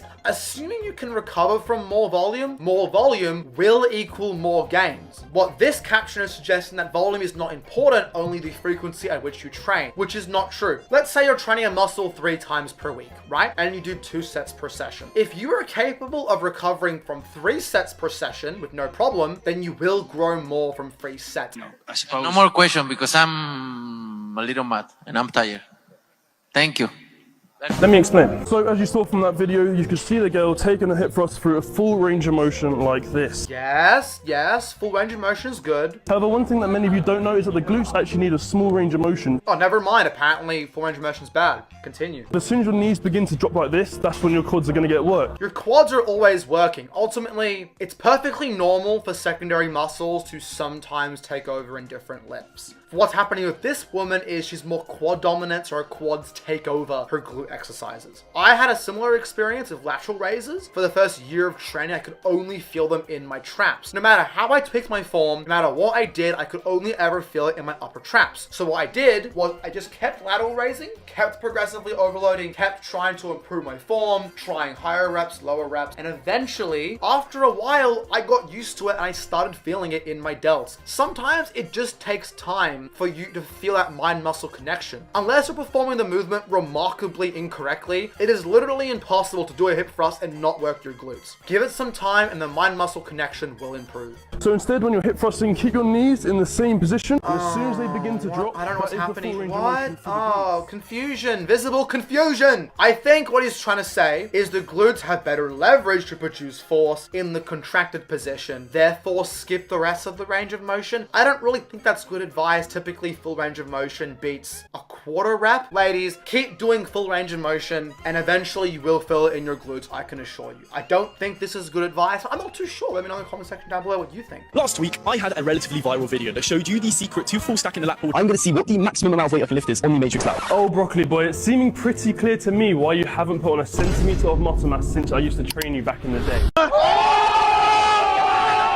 So Mr. Porridge, let's start off with rep ranges. Instead of doing a 1 rep max every single session, fail between 4 to 8 reps. He's not wrong. A 1 rep max doesn't really grow a lot of muscle because you don't have enough reps close to failure. You only have 1 rep close to failure, whereas 4 reps, you have 4 reps close to failure, which produces more growth because you have more mechanical tension, all that fun stuff. So he's not wrong. If you're trying to grow muscle and you're not training for strength, the 4 to 8 rep range is an excellent rep range, although anything from 3 to as high as 50 theoretically can produce the same muscle growth. As I keep banging on about it, the frequency is absolutely vital for muscle growth. Don't worry about the volume per session, worry about the amount of times you're training each muscle group twice, 3 times per week. Worry about both, because both are important. And finally, bro, when was the last time you tracked an exercise? If you're not tracking your workouts and you're not tracking your sets, you won't progress at all and you won't grow any muscle. This is excellent advice. Harvey is back. He had a bit of a fumble before, a bit of a blunder if you will, but he is back. No one tracks their workouts. And do you know what happens? They go a year in the gym and they're lifting the exact same dumbbells they were lifting last year, and they're like, oh, why haven't I grown? Why is my bicep the exact same size? Why hasn't it grown? Because you were curling 12 kilo dumbbells a year ago and now you're still curling 12 kilo dumbbells. You have to get stronger to build muscle. If you haven't gotten stronger, it means your body hasn't adapted. It hasn't built any muscle, because if it did, you'd be able to lift more weight.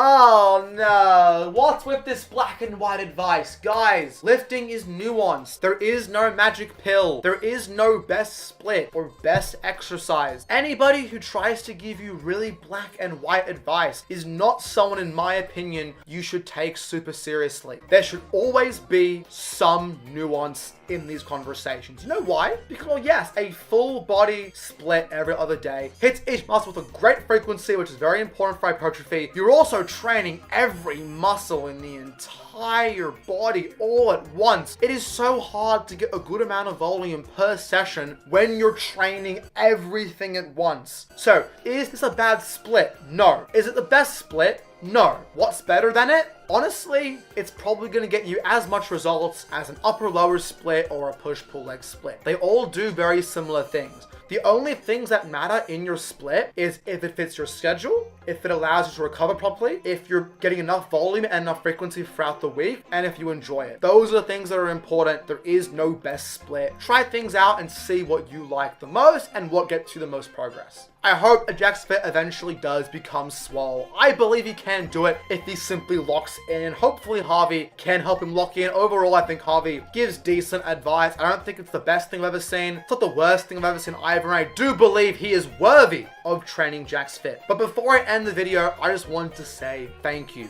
Since I uploaded my JacksFit compilation about 2 weeks ago as I'm recording this video, it gained 50,000 views. I went from 130 subscribers to almost 1,100 in less than 2 weeks. The growth has been insane. I've been able to monetize. Things on the channel have been going amazing. So thank you guys so much for your support. I can't wait to get to know you guys in the comment section down below. So please comment. I reply to every single comment, like the video, and subscribe for more if you're not already. It's probably A minor.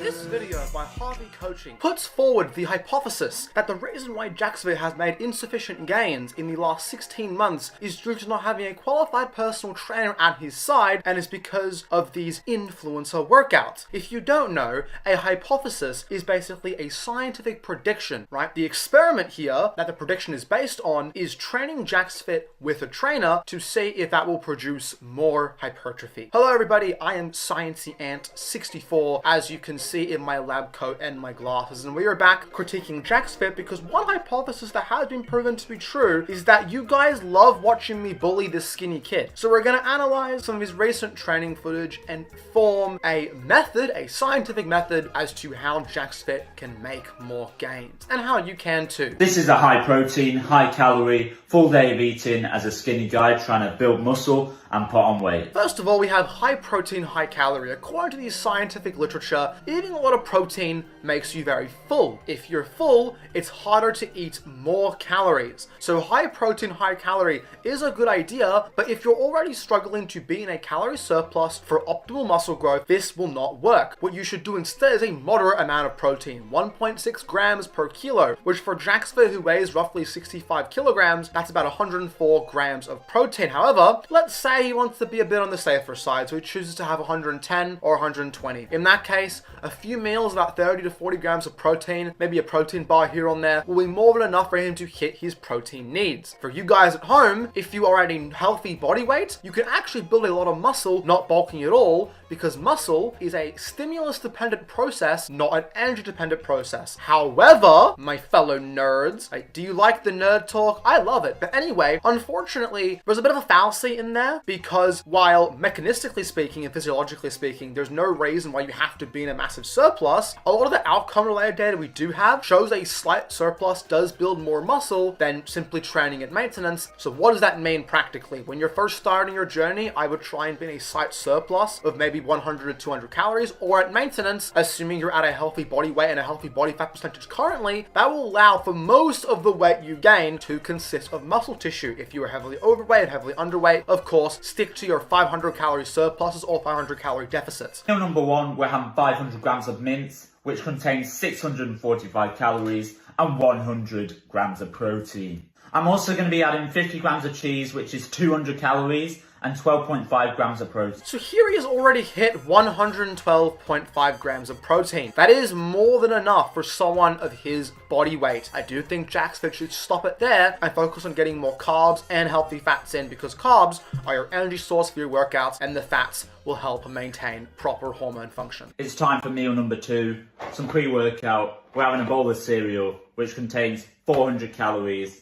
Not that much protein, but the first meal had a lot of protein, so I'm just going to carb up for the gym. Cereal is, believe it or not a terrible choice for pre-workout. When you have pre-workout, you want to have high glycemic or fast digesting carbs, because you want the carbs to absorb in your bloodstream very quickly so you can use them as energy very quickly. For some post-workout calories, I'm having 3 flapjacks, 1,000 calories and 15 grams of protein. Meal number 4, I'm having a margarita pizza, which is 800 calories and 40 grams of protein. Obviously, these things are not good for his health. However, when you are as underweight as JacksFit is, you are better off eating a little bit of junk food to help you hit a healthy body weight than staying underweight, I can assure you.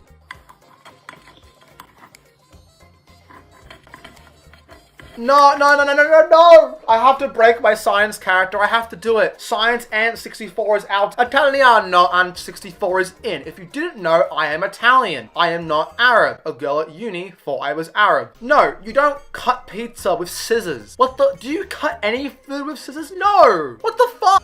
Anyway, we can keep going. Meal number 5, I'm eating 8 sausages, which is 800 calories and 52 grams of protein. So that's a full day of eating. In total, I've eaten 4,000 calories and 180 grams of protein. The calorie count is very good and the protein count is very good. I would like him to swap out some of those proteins with carbs. I think practically speaking, it'll be easier for him to bulk this way, but this is okay. The people in the comment section have brought up their own hypothesis, and that is, bro, where the is the vitamin C, E, or K1? My guy, glad you're hitting your calories at least. And we have a progress update. JacksFit loves posting progress updates. So we're going to use the scientific method to analyze what is happening on our screens.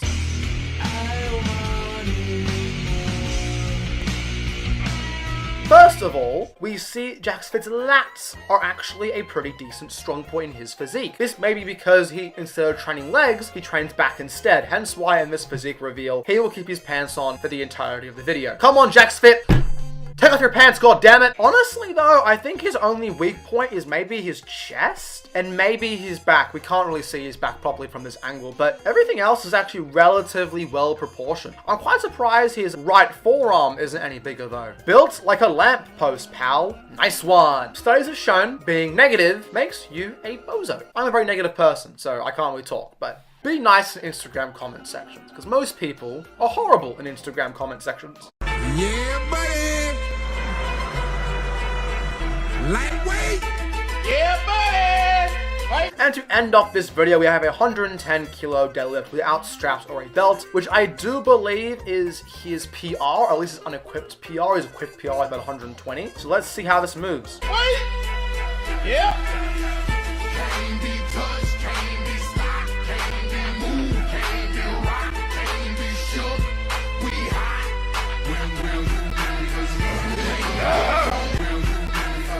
You can see his leg is spazzing out at the end, which I've never seen before in my life, believe it or not. And his entire back is so round, and he's kind of unrounding his back to lift the weight, which is actually a valid form of a deadlift. But if you do it like that, which will train your erectors very well, you would do it with significantly less weight, and you would start off ridiculously light and build up to being able to handle those slightly heavier loads. Yeah, his form here is absolutely atrocious. I'd recommend dropping the weight like the comments say. So we've watched him conduct his own experiment. We've seen his lifts. Now it is time to develop our discussion and conclusion, which are the final steps in writing a scientific lab report. Unfortunately, I can't be to write a discussion, so we're gonna skip straight to the conclusion. Our hypothesis that JacksFit needs a coach to get more jacked was not really proven or disproven in this video. However, what we can confirm is he has made some progress in terms of his physique development. However, we'd like to see him eat more food and probably eat and train a bit more consistently. Because let's be honest here, if he was eating 4,000 calories every day at 65 kilo body weight, he would be putting on weight a lot faster than he actually is. Anyway, I hope you guys enjoyed my scientist persona. I am a physics major, so I actually am a scientist, not really, but I like to call myself a scientist when I'm almost failing my biology class. Anyway, thank you guys for watching this video. I hope you all enjoyed. If you did, like, comment, and subscribe for more. We're back with another video on our boy JacksFit, and we're gonna see if he's gained weight and if he's gone stronger in the last couple of weeks. Let's get started. Hey guys, JacksFit here. International bulker. Bro is not an international bulker. An absolute stud. Absolute stud. That's right, Jack. You are a stud. The biggest stud. The most stud of all time with massive girth. Today I'm going to be doing a live weigh-in because I haven't done one in a long time, so we're going to hop on the scale right now. No, he hasn't done a weigh-in in a long time. It's making me nervous. Will JacksFit have gained any weight? I don't know. The nerves are getting to me. You know, Jack, if you want to gain some weight, there is one thing you can do. Get a box of favorites like this, and then just start eating them. I'm gonna start off with a milk chocolate Freddo Frog. If you're Australian, you'll know just how great these things are. Okay guys, he's hopping on the scale first thing in the morning, but he is wearing clothes. So in the comments, you can let me know what you think about that. Literally hopping on the scale right now, first thing in the morning. Let's go. Let's go! We are weighing in heavier than last time, more jacked than last time, at 68 kg. And we are weighing in at 68 kg. That is a new heaviest weight. That is my current weight PR. A toast to you, JacksFit, for finally gaining some weight. Here we have a video of JacksFit bench pressing, but notice how his max in this video is only 47.5 kilograms. That means JacksFit has gotten weaker again. If you don't remember, his bench press PR plateaued about 47.5 kilograms, and then he recently hit a max bench press PR of 50 kilos. JacksFit has finally hit a new bench press PR. After having a PR of 47.5 kilos, then dropping down to 40, he has finally hit a new bench press PR. He has finally made some progress. If you remember, in August of last year, JacksFit promised his fans that he would try to be a 60 kilogram bench press. Now, in March of 2025, he has finally hit a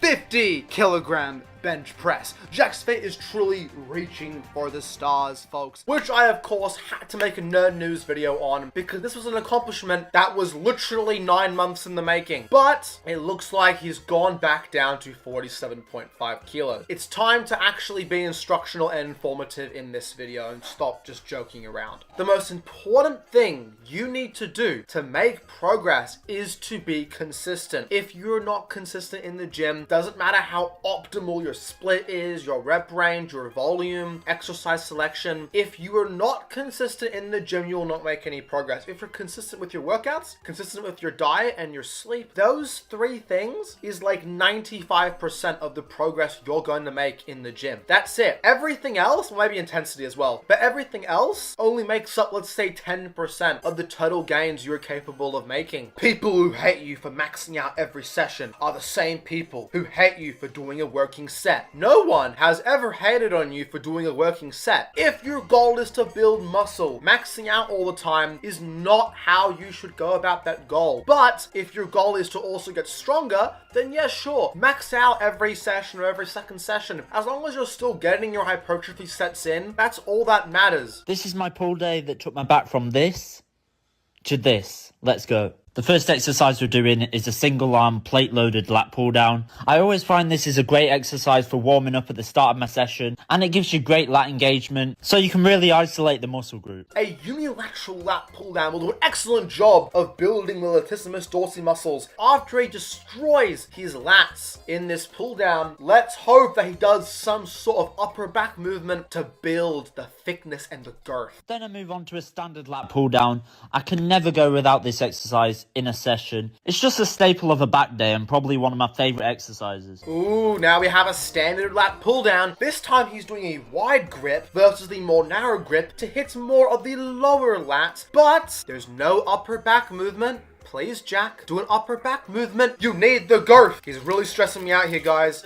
I'm gonna have to eat no further frog. After we're done with lat pull downs, we move on to a plate loaded row. I've got to have a row in a back day, and for me, I just like a plate loaded row. That's so good. The plate loaded row with your elbows tucked in is another lat exercise. Please, Jack, an upper back movement, please. Honestly, what more could you want? An upper back movement. You didn't do a single upper back movement. The stress, Jack. Please, I want you to get jacked. The stress. You're making me eat so many caramel koalas. I'm meant to be cutting. And by the end of this, you have a nasty pump, so the posing is insane. Moving on to biceps, and I'm going with a standing barbell curl. I would usually do 2 bicep exercises, but I was pushed for time today, so I just did some bicep curls. All in all, a good workout today, and here's some posing.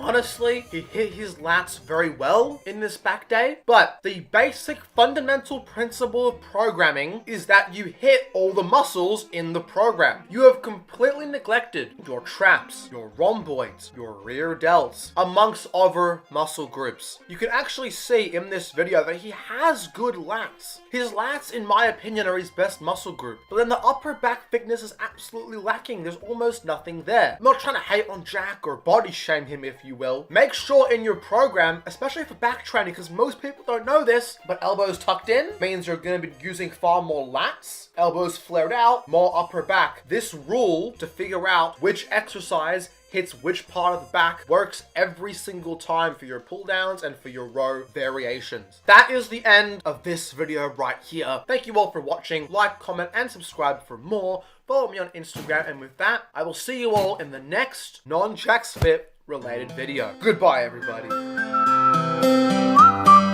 Hussein Farhat is the biggest natural of all time. He may fart hats, but he is so muscular that it blows my puny pencil-necked mind. So, we're going to go through some of his content once again and see if the reason he's jacked is because of just genetics, although that is a big part of it, or is he a genius? Let's get started. 3 cable exercises to grow bigger forearms. There is one exercise you could just do, which is eating cake.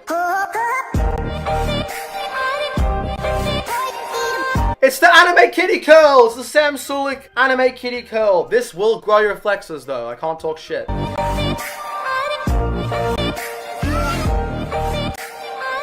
All of these exercises will do amazing at growing your forearms. Keep in mind a good chunk of your forearm is hit during basic bicep curls or your back movements. Because your forearms get a lot of indirect work, if you're a beginner, I wouldn't really focus on training your forearms. Once you've been training for a year or so, and if you're like me and I have some forearm mass, not a lot, but a little bit. If you're like me and they kind of lack, then maybe it's worth training them. 4 exercises to grow bigger triceps. As someone with pretty decent triceps, I mean, a lot of you guys are probably better than me, but I'm doing all right tricep wise. Let's see what he recommends. I'd always say 1 kind of overhead movement to stretch the long head, 1 push down movement to try and also work the long head better, depending on who you ask. Some sort of heavy pushing movement, like a close grip bench or a dip, but let's see what he recommends.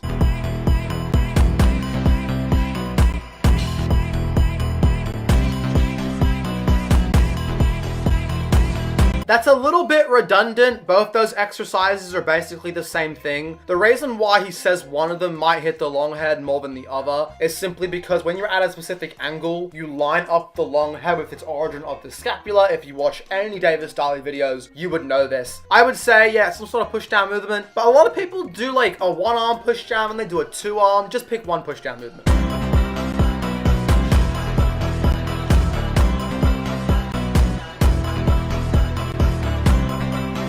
They're all good exercises, but I would have liked to see some sort of overhead movement, which works some part of the triceps better than others. Because the long head is more stretched here, that leads to a lot of people saying it's better for the long head growth. A lot of people are saying it's worse because there was a few old studies saying the triceps might grow better at shortened positions. Everyone in the science-based community is arguing, but don't really worry about it too much. Just make sure you do both angles, so that way you have all of your bases covered. I eat a lot, but still can't gain weight. That was me. Then I started abusing junk food when a girl broke my heart and I gained so much weight, 1 kilo a month, so not that much. When you're on the bulk, when you're trying to get bigger, don't stress too much over how much weight you gain. If you're progressing in the gym and you're getting stronger, you will be getting bigger at the same time. It's physically impossible to keep getting stronger and stronger between the 5 to 30 rep range or even 3 to 50 and not build muscle. You can develop neural adaptations when your brain gets more efficient at firing your muscles, but you're only going to develop those for so long. Eventually you will be putting on muscle. So I wouldn't worry too much about putting on a lot of weight, but if you are chronically underweight, you want to be at least a 200-ish calorie surplus. Don't go for anything more than about 200, 300 calories though, because you're putting on way more body fat than you are muscle. All of these are amazing tips. Liquid calories are great because you can shove them down your throat much easier than solid food. Calorie dense foods are obviously good because they have more calories, so therefore easier to be in a surplus. I will add 1 tip, which is actually eating a little bit less protein. Still have your like 1.6 gram per kilo. I would say because protein is so filling, which is great for weight loss, you should have less of it when trying to bulk up because it's not very good for weight gain. Protein, a lot of protein fills you up a lot. So try and increase your carb and fat intake. Keep your protein a good amount at 1.6 grams per kilo, but when you're trying to bulk up, don't have too much protein because you end up being full and it makes it more difficult to eat more calories throughout the day.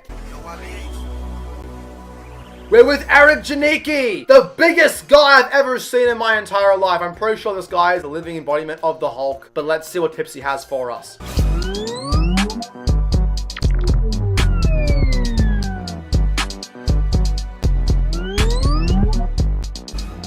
Oh, come on, man. I've seen a few of these percentage bar videos from Eric. I don't really understand the point of them because they're entirely made up. He just kind of alters the bar to match whatever exercise he likes more. Percentage bar thing throws me off because it's kind of made up. It doesn't make a lot of sense. Yeah, let's go into more detail in the caption. So let's see what's in the caption. The cable fly with bench support, constant tension, that's good. Better peak contraction, less shoulder stabilization, but then you get less stretch compared to the dumbbell fly. And the dumbbell fly basically does the opposite. He puts a foam roller though, because it pushes his chest up more, allowing for even more range of motion. What I would say is both these exercises will probably do the exact same thing. Pick the one you like more, go as deep as you can comfortably go. A lot of people can't go this deep. I can, and I do, but a lot of you guys might have a lot of shoulder discomfort or maybe even chest discomfort, so only go as far down as you are comfortable with. But anyway, that is the end of this video right here. Thank you guys for watching though, and I'll see you all in the next video. Goodbye, everybody.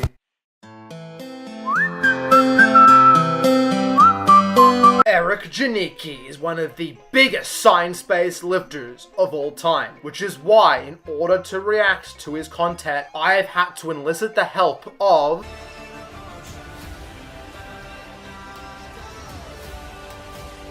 Sciencey Ant 64. Let's get started.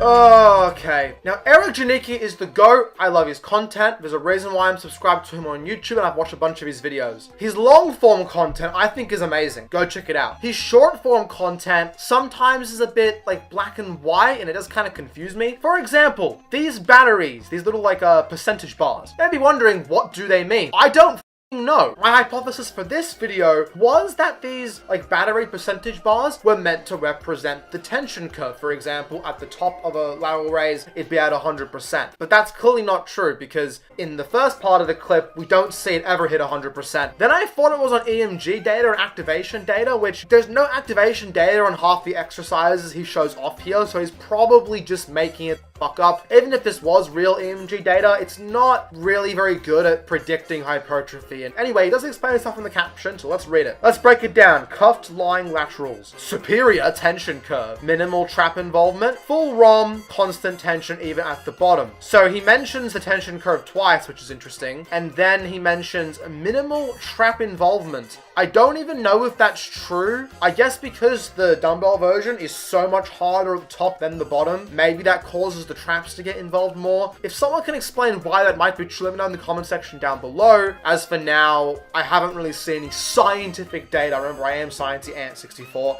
not Nerdy Ant 64. I haven't seen any sciencey data to support that. The C lateral raises, easier to overload, more practical in busy gyms. I'm glad he mentioned that because if you're in a busy gym and you use a seared cable row machine to do lateral raises on, you're gonna get weird looks and people won't say it to your face, but behind your back they'll be saying, "Go and fuck yourself." Oh, I'm sorry, Quokka. I was crying. I'm sorry. I didn't mean that, Quokka. He likes the lying lateral raises. That's why his delts are so big. So that hurt his feelings a little bit. But the actual exercise is fine. I don't hate it at all.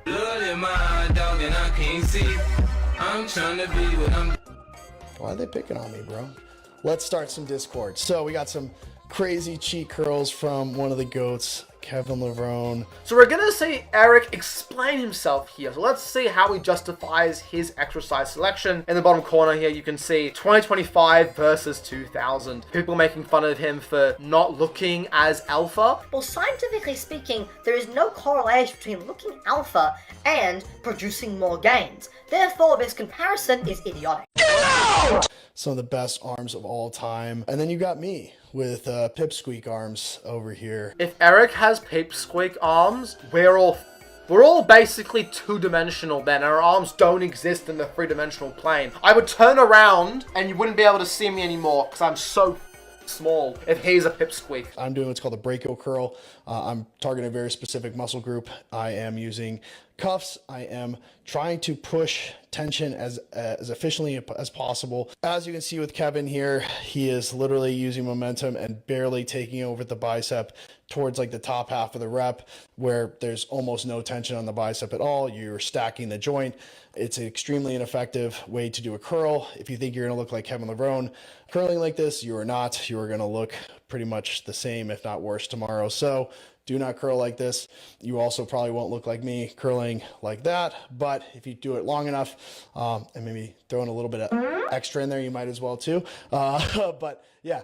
I hope you guys love these comparisons. I do love these comparisons, Eric, and Eric's scientific analysis using the scientific method I greatly approved of. I think he's completely correct here. Kevin Levrone and any bodybuilder are usually as big as they are because of genetics and steroids. Their training methods make up like 5 or 10% of the reason as to why they're big, because genetics plays such a ridiculous factor, it's not even funny. Generally, if you cancel out genetics and steroids, if you just train really hard and train consistently, those two things get you most of your results. Oh, and eating enough protein and sleeping enough as well. But you get my point. Also, there were some studies on cheat curls that found that they produce the same kind of hypertrophy as a standard curl. This may be, in my prediction, my scientific prediction, my hypothesis, if you will, as to why this might be true, is because the main driver of hypertrophy, or the only driver I think, is mechanical tension. So if you kind of control it more on the way down, you can make up for cheating on the way up. I personally like to do a little bit of cheating on bicep curls. I find them much easier to progress on if I'm doing a little bit of cheating. But if you're going to cheat consistently. If you are only increasing weight or reps because your form is getting worse, you're not actually getting stronger, you're not actually building muscle. Keep your form consistent. That's far more important than having 10 out of 10 form. Keeping your form consistent, as long as it's not completely shit, of course.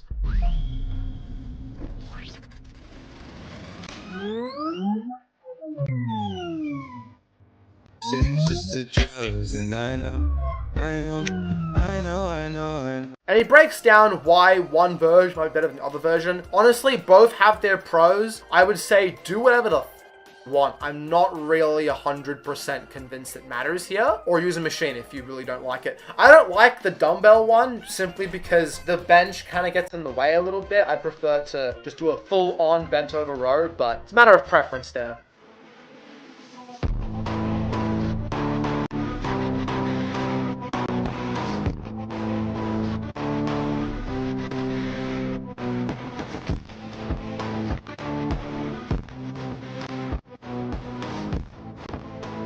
Here he shows us the optimal bicep exercise, and they're all good movements. All these movements will go biceps quite a lot, but I want to pause here at the end of the video and discuss, are these optimal exercises actually better for growth? There's really no way of knowing. A lot of people in the science-based space like to reinvent the wheel, if you will. I personally think that all these exercises are going to have almost, if not the exact same effect. Ultimately, what drives muscle growth is mechanical tension. We know that. It's basically just pushing yourself really hard or close to failure. If an exercise allows you to do that, then that's almost the only thing that matters. I guess safety, resistance profile, all those other things do matter as well, of course, but ultimately if the muscle gets trained hard, it tries to grow as a survival mechanism, so the next time you lift the weight, you don't die. So I don't really think these matter as much as some people make it out to be. I think Eric makes great content. He likes to follow these really funny and gimmicky looking exercises, but they will work. Give them a shot. As long as you're not changing your program all the time and you keep movements the same for a while so you have a chance to progress, it's perfectly fine to give these exercises a shot. Some people blow them off and say they look stupid, therefore they suck. I personally think all these exercises will work. The classics, the new ones. Pick the ones you like, experiment and see what works best for you. Ultimately, in the science-based space, a lot of people are making their best guess. They're making their own hypothesis as to what might build more muscle. Give them a shot for yourself. That's my take. I love Eric. Go sub and follow to him. I'll put these links down below, and I'll see you guys in the next video. Thank you guys for watching, and I'll see you all in the next video. Sciencey Ant out.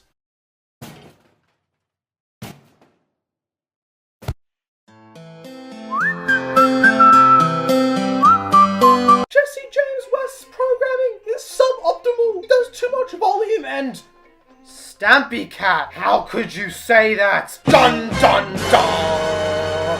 How could you say such things? Stampy Cat does not approve of Jesse James West's programming, so we are here to determine if it's good or bad and what he can do to improve. Come with me to train chest, starting off with incline barbell bench press. And one of the biggest things here is that I normally do a Smith machine, so I am not going to be the strongest with this at the moment, but I'm going to do everything I can and push to ultimate failure as always. Doing 3 sets of 12 reps. The incline barbell press is an excellent exercise for the upper pecs. Keep in mind, one of the secondary functions of the upper pecs is basically bring your arm up like this. So if you want to make it extra upper chesty to target the upper chesticles even better, when you do an incline press, instead of flaring out a lot and pressing like this, even though you'll still work your upper chest, try and bring it down a bit more and then push back up in an arc pattern like that. That will engage the upper chesticles even more than a standard incline press. And for the next exercise, we're going to be doing cable flies. Now, truthfully, I just found this random cable machine and added a foam pad and a foam roller to help me get a better contraction and stretch overall. The foam pad can help you get a better stretch because it forces your chest upwards, which pre-stretches the chest. It's not a bad idea. It's not necessary, but it's not a bad idea. I personally always try to modify the equipment the best that I can because every person is going to fit in each machine differently. Next up, we got a staple exercise, the dumbbell bench press. Okay, now he is doing a flat press. Doing an incline press and a flat press in the same session seems intuitive. However, they both train the muscle in a very similar way. Already done a neutral kind of grip fly for the whole chest, and you've done an incline press for more the upper chest, but it will still hit and target the mid and lower chest as well. And my camera has died very early on in this video, but I will not stop. I will keep persisting. Anyway, this exercise is slightly redundant because of that. And one of the key rules in exercise programming is trying to limit exercise redundancy. You want every exercise to hit the muscle in a very different way compared to the rest of the exercises. For example, not doing 2 kinds of chest press in the same session, as that probably is redundant. And if you are going to do 2 types of chest press, it's not the end of the world, but just make sure that you don't do too much volume at the same time. Overall, a very logical chest day. I give it 8 chesticles out of 10.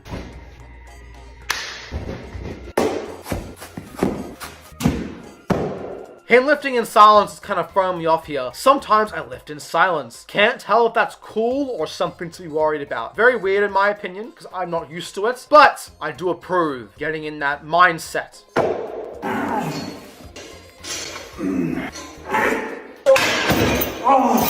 The belt squat is an excellent quads exercise. It basically is just a regular squat, but the weight is loaded on your hips versus on your back, and that saves you a lot of axial fatigue. Unfortunately, most gyms do not have this machine. If my gym had it, I would abuse it, but unfortunately it doesn't. So I have to just do regular squats instead. This one.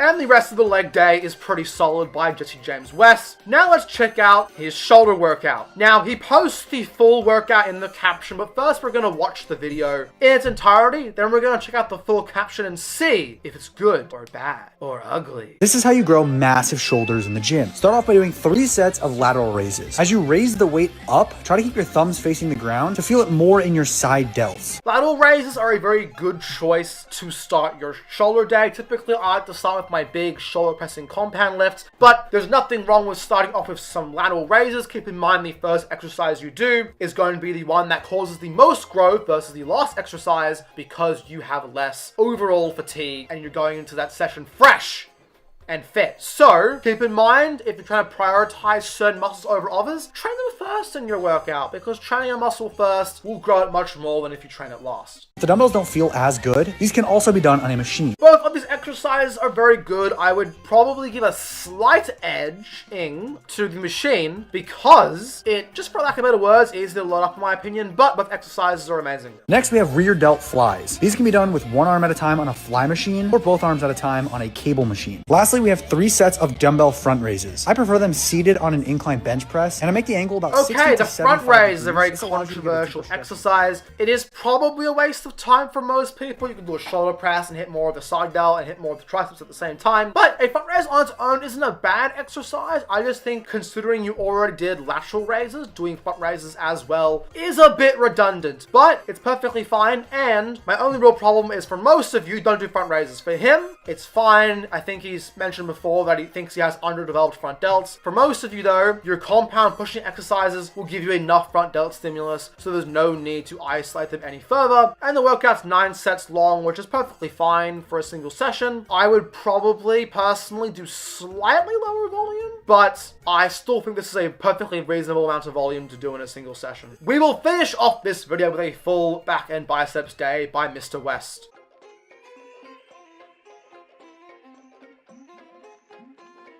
Lat pull downs for 3 sets of 12 reps, a staple exercise, done with pretty good form by Mr. West. I do approve.